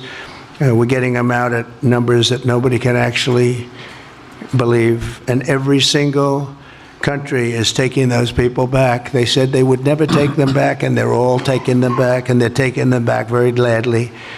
And I recently signed an executive order combating the vile wave of anti-Semitism that we've seen in the aftermath of the October 7th attacks. Together, America and Israel will renew the optimism that shined so brightly just 4 years ago. It was really a bright, beautiful light. We will restore calm and stability to the region and expand prosperity, opportunity, and hope to our nations and for all people of the Middle East, including the Arab and Muslim nations. Very important. We want the Arab and Muslim nations to have peace and have tranquility and have great lives. I'd like to now invite Prime Minister Netanyahu to say a few words, and we'll take some questions afterwards. Thank you very much. Well, before you do that, President Trump, I got to show a picture of something. And this is just for slag story times. Happy for you to jump into the chat, buddy. Thank you, Mr. President. I'm honored that you invited me to be the first foreign leader to visit the White House in your second term. This is a testament to your friendship and support for the Jewish state and the Jewish people. I've said this before, I'll say it again. You are the greatest friend Israel has ever had in the White House. Greatest friend ever. And that's why the people of Israel have such enormous respect for you. In your first term, you recognized Jerusalem as Israel's capital. You moved the American embassy there. You recognize Israel's sovereignty over... Captain Blackbird says, I'll say it again, we need more dollars. Yeah. Make sure y'all like, subscribe, turn on notifications. Come on, member. Do a super chat if you want. We need more dollars. The Golan Heights. You withdrew from the disastrous Iran nuclear deal. I remember we spoke about it. You said, this is the worst deal I've ever seen. I'm elected, I'm walking out of it. That's exactly what you did. And I think it speaks loudly for just common sense, just looking at things and seeing them as they are. And of course, you also brokered the groundbreaking Abraham Accords in which Israel made peace with 4 Arab states. We did this in 4 months. Nothing happened for a quarter of a century, but in 4 months, we were able, working together under your leadership, to have 4 historic peace accords. Henry D says Trump has threatened to push Iran back to the Stone Age if it does not surrender. Total destruction? Only a crazy P3D could speak this way. How can't the U.S. restrain him? Very good question. Very good question. And interesting thought. What do you think, chat? What do you think? And now in the first days of your second term, you picked up right where you left off. Your leadership to help bring our hostages home, among them American citizens. You freed up munitions that have been withheld from Israel. They had been withheld from Israel in the midst of a 7-front war for our existence. And you just freed it. You ended unjust sanctions against law-abiding Israeli citizens. You boldly confronted the scourge of anti-Semitism. You stopped funding, as you just said, international organizations like UNRWA that support and fund terrorists. And today, you renewed the maximum pressure campaign against Iran. Ladies and gentlemen, all this in just 2 weeks. Can we imagine where we'll be in 4 years? I can. I know you can, Mr. President. For our part, we in Israel. Oh my gosh. Scott Walsh has joined the chat 2741 saying, I'm America. Veronica, you got to come back over here. Veronica, get over here. Thank you for your support. I love you. Wishing you and your family the best. Go on and do those push-ups, girl. Go on and do those. Everybody loves you, Scott Walsh. Thank you so much, buddy. Thank you so much. I've been pretty busy too. Since the horrendous October 7th attack, we've been fighting our common enemies and changing the face of the Middle East. On that infamous day, Hamas monsters Veronica just brings W's always. savagely murdered 1,200 innocent people, including more than 40 Americans. They beheaded men, they raped women, they burnt babies alive, and they took 251 people hostage to the dungeons of Gaza. And after this worst attack on Jews since the Holocaust, Iran and its henchmen in the Middle East were absolutely ecstatic. Haniya praised the massacre. Sinwar said that Israel was finished. Nasrallah boasted that Israel was, here's what he said, as feeble as a spider's web. Well, Mr. President, Haniya is gone. Sinwar is gone. Nasrallah is gone.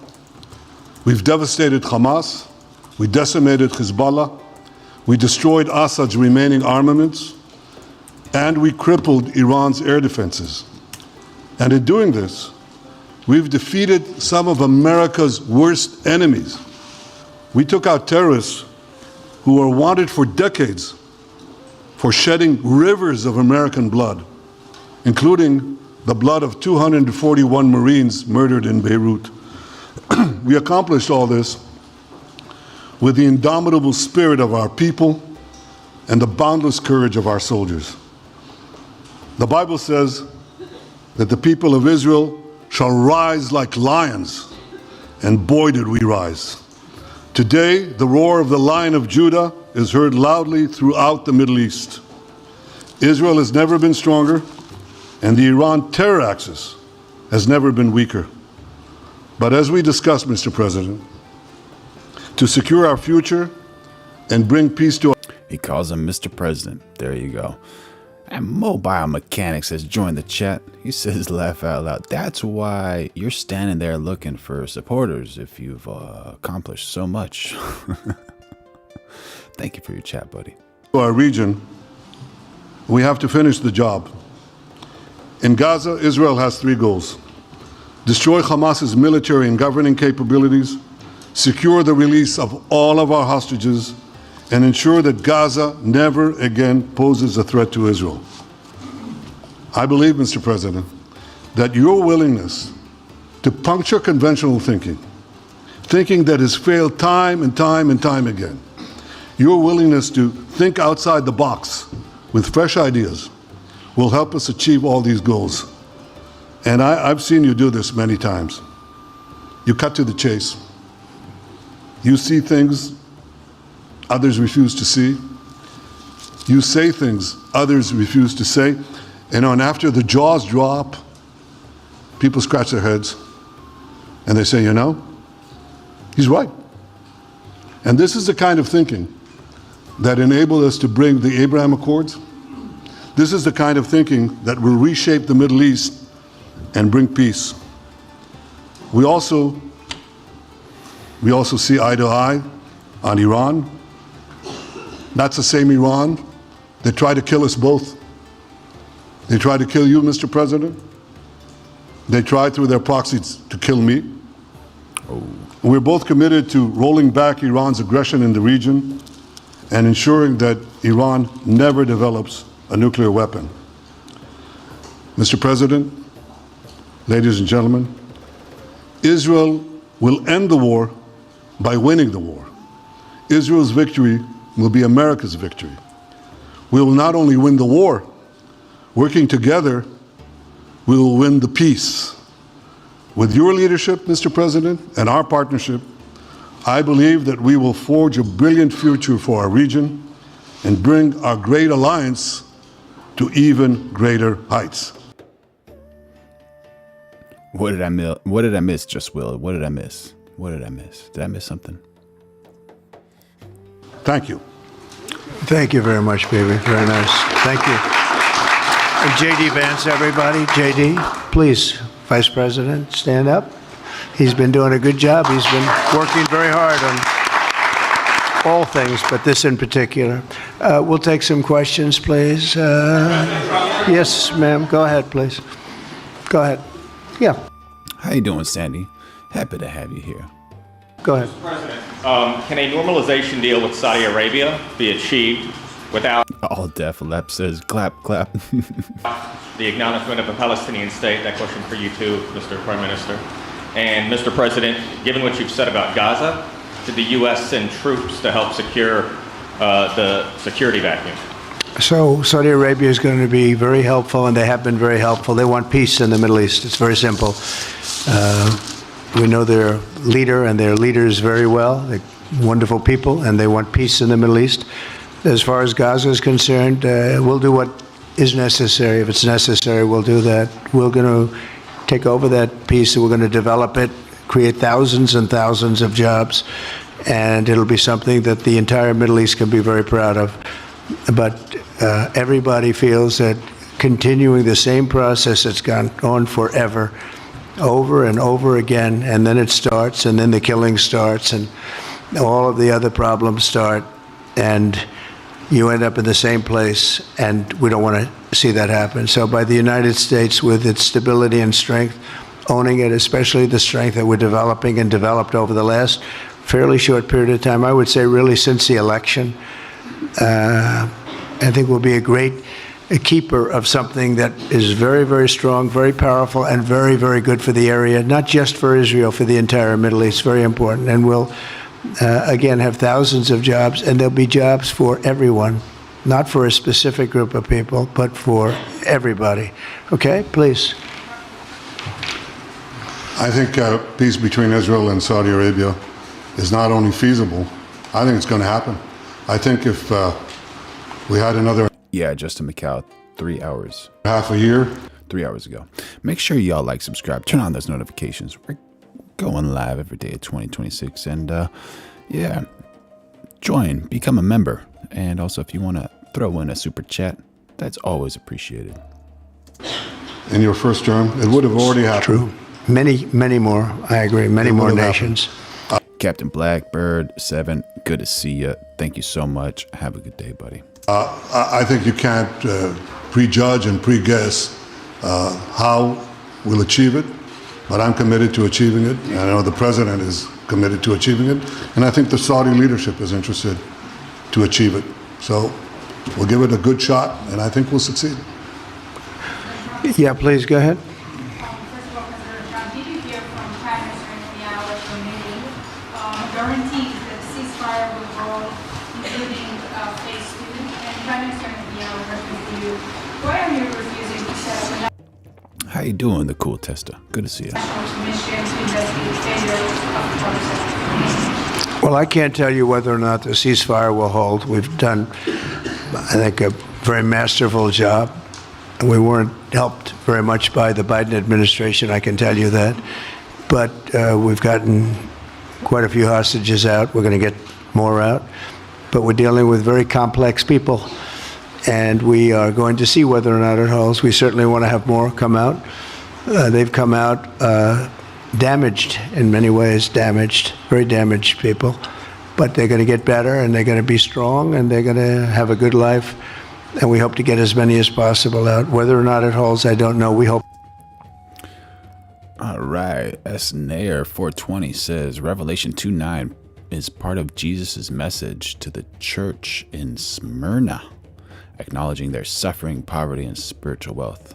I know thy works, and tribulation and poverty, but thou art rich, and I know the blasphemy of them which say they are Jews, and are not, but are the synagogue of Satan.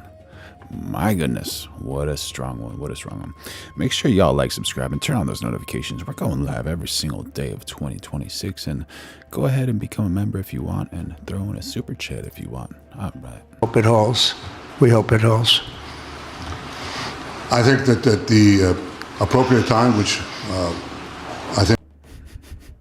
We got Donnell joining the chat. He says liberals love slave owners because they are racist. Will enable us to really investigate what happens, what were the causes of the failures, by an independent commission that will be accepted by... Barry has joined the chat, y'all. By the majority of the people. We don't want it accepted by one half of the people and not the other. I think we should have it, and we should find out exactly what happened. I'm insisting on it. And believe me, it'll surprise a lot of people when it happens. Kelly, go ahead, please. President, you are outlining something that is really quite striking tonight. You are talking about... Okay. Thank you, Mr. President, Mr. Prime Minister. You are talking tonight about the United States taking over a sovereign territory. What authority would allow you to do that? Are you talking about a permanent occupation there, redevelopment? And Mr. Prime Minister, do you see this idea as a way to expand the boundaries of Israel and to have a longer peace, even though the Israeli people know how important that land is to you and your citizens, just as the space is inherited by the Palestinians as well? I do see a long-term ownership position, and I see it bringing great stability to that part of the Middle East and maybe the entire Middle East. And everybody I've spoken to, this was not a decision made lightly. Everybody I've spoken to loves the idea of the United States owning that piece of land, developing and creating thousands of jobs with something that will be magnificent in a really magnificent area that nobody would know. Nobody can look because all they see is death and destruction and rubble and demolished buildings falling all over. It's just a terrible sight. I've studied it. I've studied this very closely over a lot of months, and I've seen it from every different angle, and it's a very, very dangerous place to be, and it's only going to get worse. And I think this is an idea that's gotten tremendous, and I'm talking about from the highest level of leadership, gotten tremendous praise. And if the United States can help to bring stability and peace in the Middle East, we'll do that. Bibi? I mentioned again tonight our three goals, and the third goal is to make sure that Gaza never poses a threat. We got Adams HB411 coming in the chat saying Rothschild supported the Vandenbergs, the Rockefellers, and other families to control the U.S. economy, as well as the 5 boys from Poland that owns Hollywood and the big studios. Dropping in some knowledge in the chat. Thank you so much for dropping in that knowledge. Always happy to have you here. Very cool. Make sure y'all like, subscribe, and turn on those notifications. Going live every single day of 2026. Yeah, it did sound like he added an A inside of his name, double B. That was a funny one.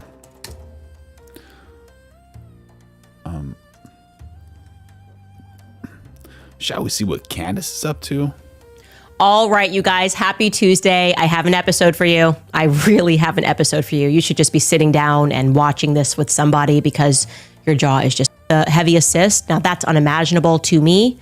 Similarly, Justin Strife did not write his own speech for the memorial. I'm told the broader point, though. You got to write your own speech for a memorial, right? For me, is that whenever I hear Erica discussing the Lord, as she typically says, it makes my skin crawl.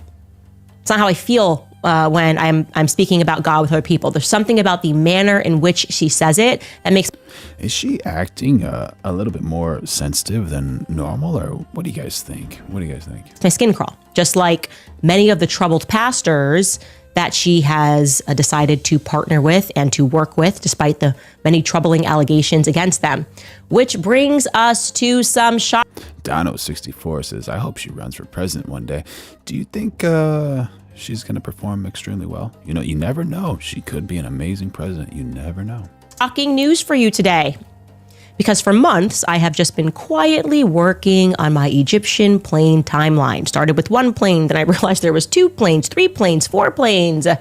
Never paying attention to the noise, right? I rather early realized a bizarre pattern that appeared to me at first, at second, and at third glance. I went, why do I feel like I'm looking at trafficking of some description? Man. I don't know if it's drugs, I don't know if it's weapons, but this seems to me to be a very interesting pattern. Is product moving into the United States? Is it moving out of the United States? That's what I saw just when I looked through it myself very quickly. I told you I was very good at pattern recognition. Do not sleep on me when it comes to putting together a puzzle or a pattern. I'm gifted. And I was just sort of noticing how the planes, foremost, were stopping over in states and cities with military bases. And more crucially, after Mikey McCoy becomes the chief of staff in January of 2024, Charlie, suddenly his schedule is beginning to mirror these Egyptian planes. Did you guys see this picture? Is that real? Not real. You got Donnie over here, a sales manager. You got a man trying to buy a car over here. You got Don's Auto Emporium. Deal of a lifetime. Now, prior to Mikey McCoy's appointment, because I had to go back further, Live the Dream says she's deeply anti-democratic, authoritarian, and a liberal. Very, very wild. Very wild. We have a few different views on how good Candace Owens would perform as president. We got Adesola Funmiliayo saying she's the best. Wandery said Martin Luther King didn't write that I have a dream BS either. And 2023, because that's when Turning Point USA Faith actually begins, these planes seemed to be tracking Turning Point Faith events more broadly. But once Mikey McCoy is announced the chief of staff in January of 2024, again, it seems like suddenly Charlie is just doing a lot in Kansas. AC says fake as foo. Okay. And in Nebraska and in Missouri, crossing with these planes. I couldn't state it definitively that I felt like I was looking at trafficking, but I trust my instincts. And my instincts only grew stronger when Erica had the complete wrong reaction, or rather no reaction or concern or even mild interest in a foreign plane, 2 foreign planes that departed just before and just after her husband's assassination. It's like she didn't know how to play the parts of a human being, right? Hey, Erica, you should be concerned. Even if it turns out to be nothing, you should want to know more about those foreign planes. Like, you should be calling Joe Kent, right? Being like, oh, do you know, who was on these planes, actually, just to make sure, rule that out. No. She wanted to make jokes about the Egyptian planes. She doesn't want the public looking at the Egyptian planes. Anyway, as I was working through this spreadsheet, even more last week, we were contacted by someone who said that he was afraid for his life, but that he felt that he had to speak out and tell the truth for Charlie. Now, I wasn't sure if he was being melodramatic. We get a lot of emails. We get a lot of people that reach out. They will claim to have a very big story. Yeah, I'm always curious about how does Candace Owens actually find the truth in these stories? You have these sources that you're like, okay, this person tells me 90% of the truth. That's a great source, And then you have these people that say maybe about 5% of what this person tells me is the truth. How do you you guess you got to cross-reference, right? You got to do something with it. And sometimes they don't have that much to add or to share. But after speaking to him on the phone and then saying, let me just read through your email more thoroughly, I am certain he was not being dramatic, at all, actually. So I'm going to tell you about this young man. His name is Corby Hall. And Corby Hall, you should know, manufactures guns. Specifically, he began to manufacture. And make sure y'all like, subscribe, turn on those notifications, and become a member if you want.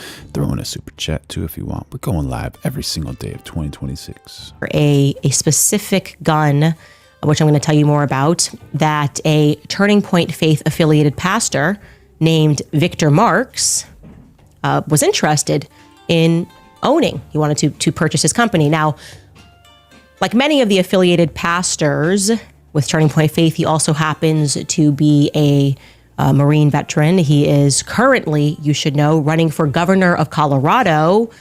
And he chose to announce his intention to run for governor of Colorado at a Charlie Kirk memorial event in Denver on September 14th, just a couple of days after Charlie was assassinated. He said that he felt in that moment, given the weight of the assassination, that God was calling him to run. Okay. How else is he tied to Turning Point? Well, he teaches an online educational course for Turning Point Faith entitled Freedom from Pornography. He also claims his 20-year-old son was at one point Charlie Kirk's assistant who, quote, spent much time with Erica and their first baby girl, end quote.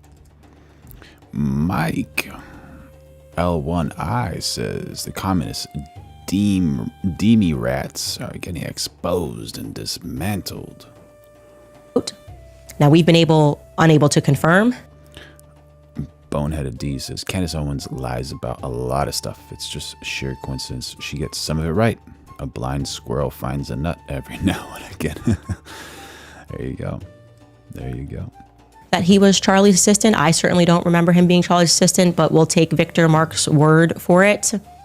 And more crucially, you should know that he's not lying about his relationship with Erica, at the very least, right? Because Pastor Victor Marx and his wife Eileen Marx were one of the very first people to go see and greet Erica in the days following Charlie's assassination. They comforted her with cameras rolling, of course, because as we have established, it is perfectly normal to record these intimate, private moments of you grieving and seeing your friends after your husband was brutally assassinated in front of the world, right? You see your friend less than 48 hours later, make sure the cameras are going to capture your grief.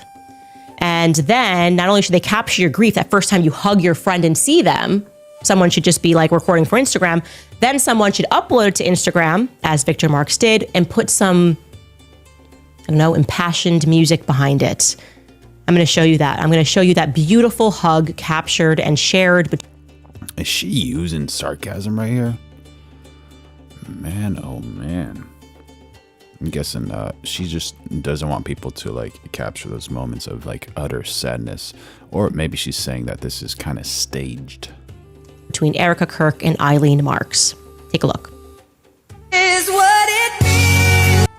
The moment Erica Kirk sees Eileen Marx for the first time since Charlie went to heaven.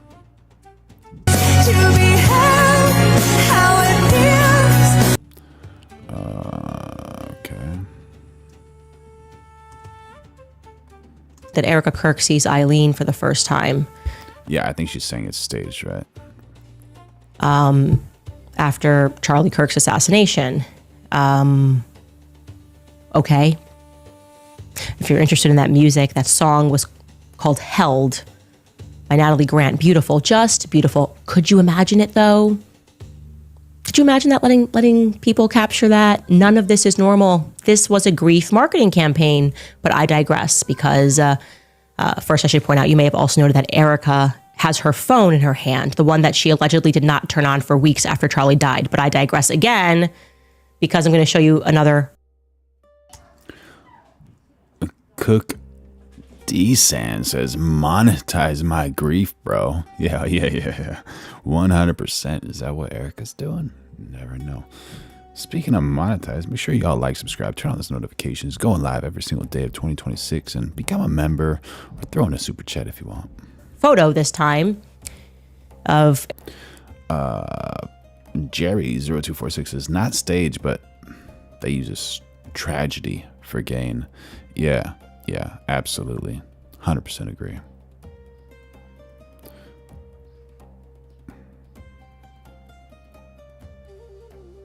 Erica being comforted by her dear friend Victor Marx in the building that she lives in. Again, we are like 72 hours after Charlie's death. She is in her own personal space. For some reason, they just felt like Lone Wolf and Cub has joined the chat. He says, can she get out of Erica's cookie?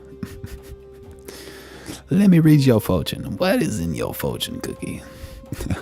photography was welcomed. Is that weird? Yes, of course it's weird. If somebody came at me in a moment of grief with a camera to take pictures of me crying after I got out of a car to see them, I would hit someone. I think that's a more normal reaction.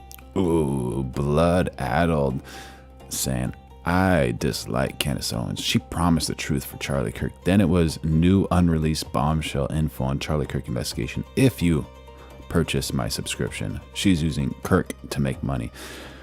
Oh man, that's questionable right there. I didn't know about that. That's kind of questionable. That's kind of like using your friend's passing to. That's wild. That's wild. Like, how dare you?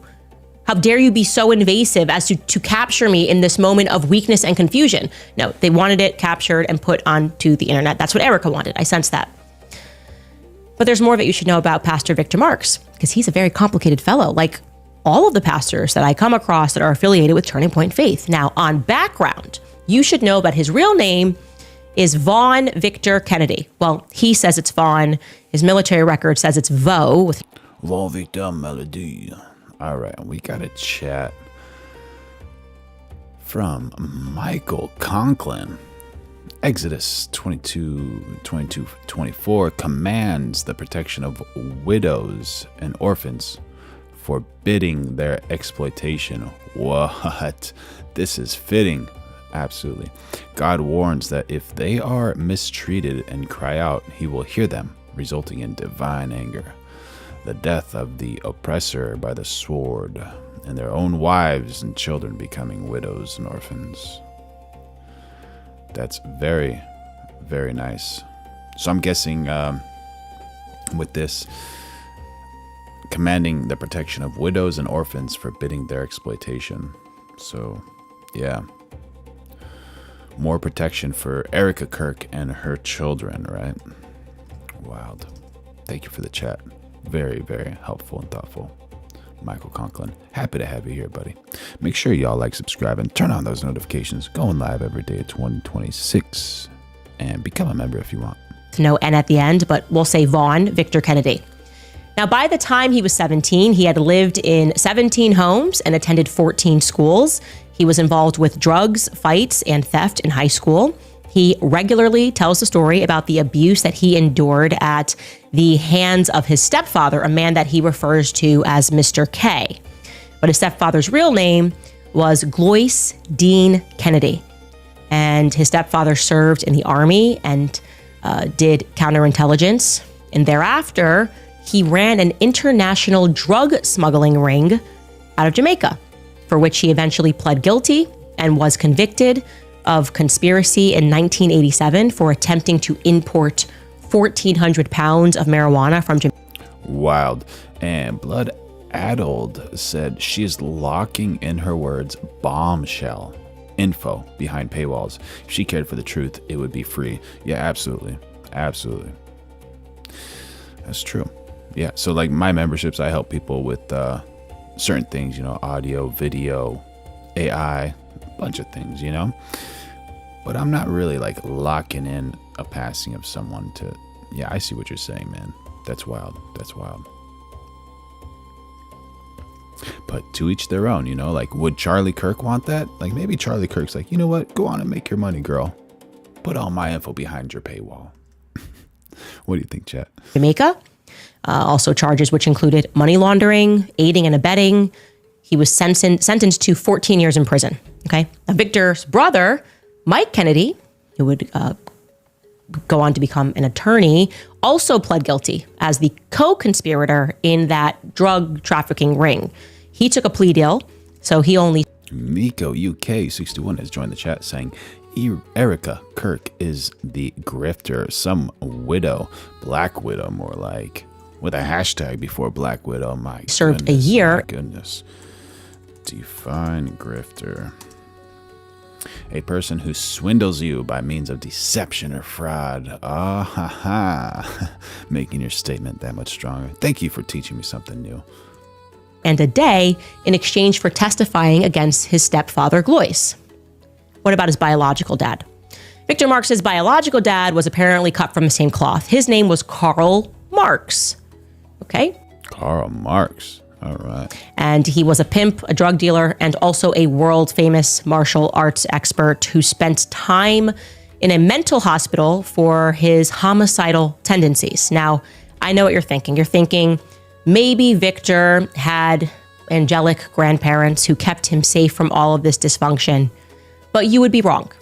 Now, unfortunately, his grandfather, on his dad's side, killed his grandmother before he turned the gun on himself and committed suicide in public. What about Victor himself? Well, Victor killed a man at the age of 7, but to be clear, Victor is very open about that story, as he is. Salty Super Spreader 3647 has joined the chat. Like Charlie, but he took a honeypot. With every story, some people don't believe his stories. I'll let you be the judge. And he makes it clear that his stepfather made him do it in a moment of terrifying abuse. And I will let you hear Victor in his own words tell that story. Take a listen. When we walked in, there was another fella in this little wooden house. There was a hole cut through the wood floor. You don't run, you don't tell, because there's no way out. You don't have any control of your life, so you just do. And I hear them discussing, and this guy says, I don't want to do this anymore. I thought, this is the day he's just going to kill me. And I heard my stepfather tell him, oh, it's okay. When the guy kind of relaxed, my stepfather punched him, bam, knocked him unconscious, drug him to the hole in the floor, sat him up on his knees, handcuffed him, and then he pulled out a pistol. And he said, come here, boy. You're going to shoot this man. I remember standing behind him, and he placed the pistol in my hand. It was just like, I can't. My stepfather, he put one hand on my wrist, and he put his finger over my trigger finger, and then he pushed, and I pulled, and I shot the guy in his head, and it killed him. I remember he slumped over. He wiped his hand on the blood on the wood floor, and he slapped it in my face and mouth, like they do when you kill your first deer. And he said, boy, that's your first kill of a man. Now, to Speaking of Salty Spreader 3647, have you seen this image? be clear, the part that you didn't hear is he says that his dad invited this man over to abuse him, and then the man couldn't do it, so then he killed him. But then right after the story, when he slaps him in the face, he says that's the last time his stepfather ever abused him. So that ended the abuse from his stepfather. What about that one? What about that one?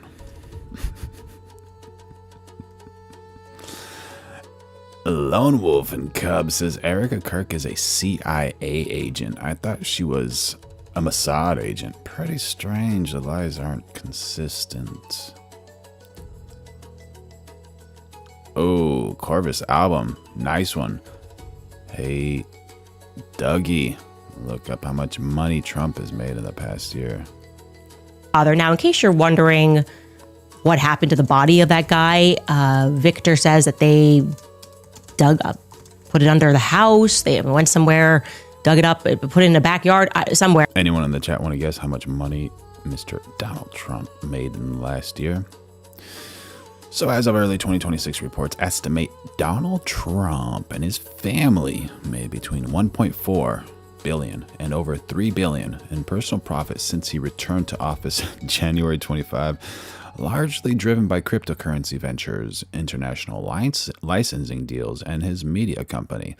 A New York Times analysis reported 1.4 billion in personal profit with his first year of his term. Okay. But 40 years later, he had a guilty conscience about it, obviously when he was an adult, and he walked into a police station and told the police they had killed this guy and kind of buried him in the backyard. We got breaking news by Lone Wolf and Cub. This just came out. Xi is actually the father of Eric and Kirk and Candace Owens. But I won't provide evidence like Candace does, but don't you find strange that all of them breathe? Probably satirical. But that particular police officer was like, oh, it's okay. You know, it's been a long time, so it's all good.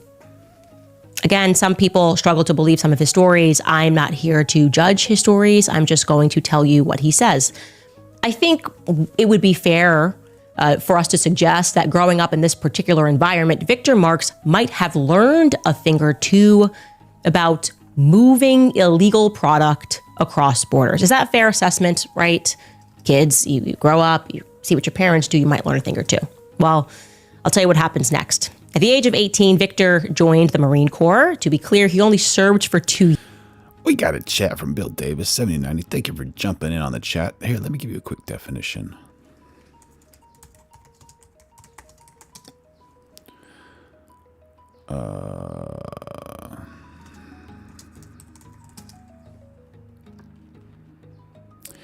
In politics, a honeypot or honey trap refers to an espionage tactic where a romantic or sexual relationship is fabricated to compromise a target, extract classified information, or gain influence over them. This practice, often called honey trapping, involves identifying individuals with access to valuable resources, exempli gratia, Charlie Kirk, or data, and enticing them into a false relationship that may lead to a blackmail, the theft of state secrets, or political leverage. A lone wolf and cub says Erica Kirk could honey trap me easily. Oh man, he's so happy, man. What a good guy. Angel on earth, man. Such a cool dude. Years during peacetime, stateside, no deployment. Ooh, Melania. Escarl walks. Oh man. Oh man. Before he was discharged, but this is a crucial period because that is when he says he found Jesus Christ, and he was stationed at Camp Pendleton in California and began attending the nearby Calvary Chapel. Honestly, my personal favorite church at this point. That happened in 1986. 2 years later, in 1988, he married his wife, Eileen, who you just saw Erica hugging. Eileen Brining Marx, and they would go on to have 5 kids and grandkids. In 2003, he... You out of here, Barry? Good to see you, buddy. And his brother, who got that light sentence, who was out of prison, now began All Things Possible Ministries. Okay, that's it. They were saved, of course. Calvary Chapel, as we have shown you in the past, has a long history of these sorts of characters going on to become pastors, getting involved. So the fact that he got his story started with faith with Calvary Chapel, this makes sense to me. Cool, brother. Now, it wasn't all peaches, I'll say that. In 2023, there are so many stories I could tell you, but I'm just trying to limit some of them. In 2003... Looking for Utopia has jumped into the chat saying gross to think Erica would honey trap anything. Only thing she has is looks, but personality and integrity is bankrupt. Absolutely, man. Absolutely. Or woman. I think you're spot on right there. And yeah, I can't comment any further outside of you're probably 100% right. Yeah, Barry's getting all his news from the chat. Same, bro, same. Make sure y'all like, subscribe, turn on notifications, and we're going live every single day of 2026. And become a member if you want. And no, thank you, Looking for Utopia. You're spot on right there. Thank you. Eileen, his wife's brother, Kenneth. Yeah, absolutely. As Carl walks, Melania Trump could be one of those for Mr. Trump. For some reason, his brother-in-law tried to shoot him on his own property. Fortunately, Victor made it out okay, but Eileen's brother would go on to kill his own girlfriend, for which I believe he is currently awaiting trial. Okay, a lot going on in this family. So how is Victor as a husband and a father, you might be wondering? Well, he openly admits that he punches holes in the walls of his... But the only thing about Melania Trump is she was born Melania Knavs and from Novo Mesto, Slovenia, where she was born on April 26, 1970. She grew up in the town of Sevenica, later moving to Ljubljana for school before pursuing a modeling career in Europe and eventually moving to the United States. So if she's related in like some other way to a different country, but I don't think Slovenia necessarily needs or wants anything from the United States. His house about once a year, and he tells his wives and his kids not to cover it up so that people can see what he's done when they come over. He also openly states that he himself struggles with suicidal and homicidal tendencies. What does that mean? What does that mean when you struggle with homicidal tendencies? What does that actually mean? Did I mention that he's running for the governor of Colorado? Good luck, Colorado. See you never if this man wins.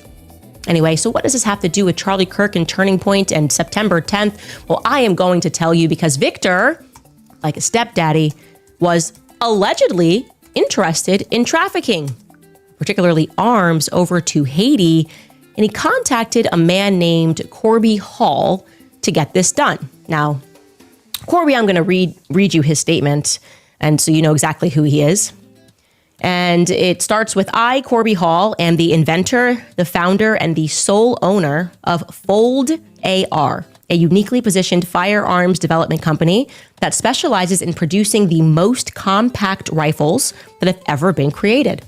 By way of my patented technology, Fold AR manufactures and sells full capability rifles that remain fully assembled and deployable from a standard sized backpack within seconds. Now I'm going to show you that product that he makes, and I will also tell you that he created this after a school shooting. He became passionate. He wanted to help school resource officers be able to have an AR that they could keep in backpacks, deploy them if necessary, but that would be unassuming if you were in schools. This became his passion project, and he created this unique Fold AR. So let's watch this Fold AR in action.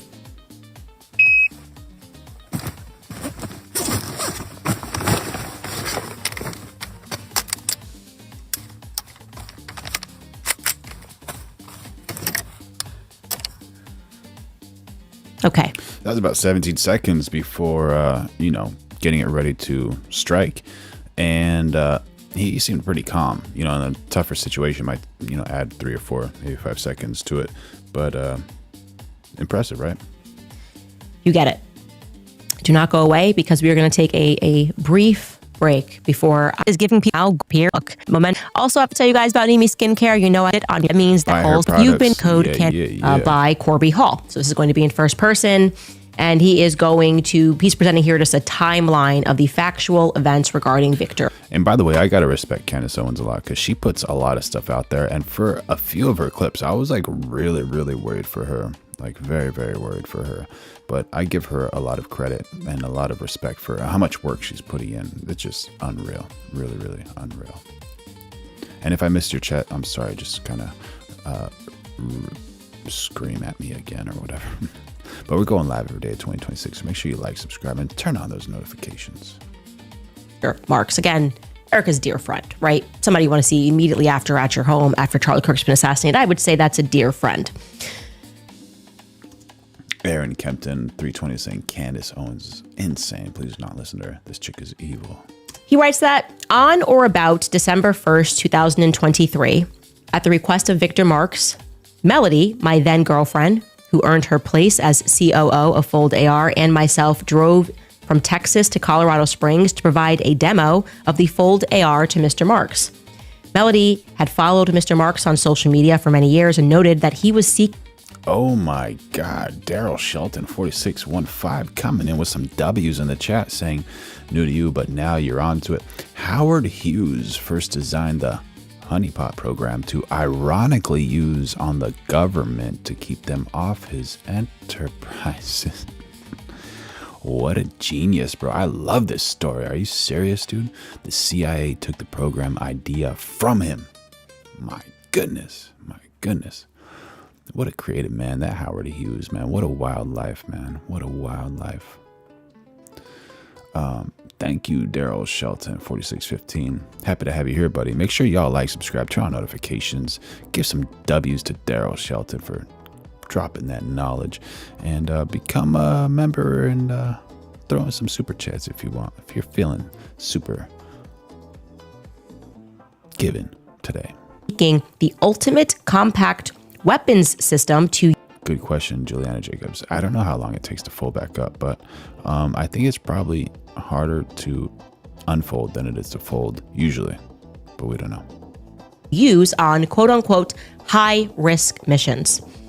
During our demo at his home base gun range, Mr. Marx approached me separately and asked if I would make a signature series rifle for him. He went on to tell me that he was exploring this as well with other much larger manufacturers, but that the Fold AR is, quote, the only one that makes sense. After the demo, Mr. and Mrs. Marx invited Melody and I into their house, and he proclaimed that he felt the hand of God on us and stated that he was told by God that an abundance was headed our way. During the living room meeting, Mrs. Marx identified a very unique connection between Melody and I, and she asked why we were not married. We responded that we would eventually get married, but that it was not a priority for either of us. From this point, Mr. and Mrs. Marx began asking personal and religious questions. The responses led into how the Fold AR came into existence, resulting in me explaining the story of how, at 16 years old, I was briefly falsely identified as a person of interest in the Columbine massacre in 1999 by certain investigative agents. Once this was revealed, Mr. and Mrs. Marx went into another room for a few minutes. When they returned, Mr. Marx stated, and Mrs. Marx affirmed, that she had had a dream and a vision the night before, that they would be a part of a greater mission to protect children. And with the revealing of the story, it became obvious that the mission would be to help us to get the Fold AR on the backs of school resource officers around the country. Melody and I were in agreement with the Marxist conclusion that God was doing something significant, as the coincidences were too powerful to ignore. Mr. Mark then performed what he described as a retooling prayer on both Melody and myself, which is a whole different topic, worth further discussion separately. Now, he did send that retooling prayer over to me, and I do want to let you know that Victor Marx, effectively what he does is he pretends that he is going to summon and then extract information from demons that are inside of you. Don't know how he became qualified to do that. He tells you that he needs you to kneel in a circle. He says the patterns actually parallel practices that are found in occult ritual frameworks. He then confronts the demons in these prayer setups, and he demands that the demons tell them the truth about what God is trying to tell the person. So he commands the demons to tell them what God wants. Wow, that gives demons a lot of power. The demons are telling you. Kurt Clausen dropping some W's in the chat. Thanks for having Shy on the cast. What God wants. Anyway, I digress. Following our initial meeting with the Marxes, we released the Victor Marx Signature Series rifle at the SHOT Show in 2024. The Marx participated in the release, attending our show booth for several hours each of the 4 days of the show. On January 24th, 2024, Mr. Marx married Melody and I in his hotel room with several of our industry friends present. Some months later, Mr. Marx went on Sebastian Gorka's America First show with Melody to discuss the Fold AR and Victor's mission to put a Fold AR on the back of every school resource officer in America. While their All Things Possible Ministries did purchase 5 Fold AR weapon systems for Lindale High School in Texas, no further participation from their ministries was ever made or offered without explanation. In the late fall of 2024, Mr. Marx flew into the airport in Henderson, Texas, to tour the Fold AR facilities. During this time, Mr. Marx stated to me that he needed 50 rifles for a mission to Haiti, where he would drop off and leave the firearms. Delta November 207 says Trump paid $22,000 for Melania. My goodness. Got any data to back that up? That's hilarious, dude. I responded that it would constitute illegal exporting to do that, so I couldn't help him. And I advised him to not do it with any... Oh, guys, I gotta restart the stream, so make sure y'all like, subscribe, turn on notifications. We're going live every single day of 2026. And I love you. The Lord loves you. If anyone creates any hate, just let that hate roll off the back of you like water does off of a duck's back. And we'll see you soon.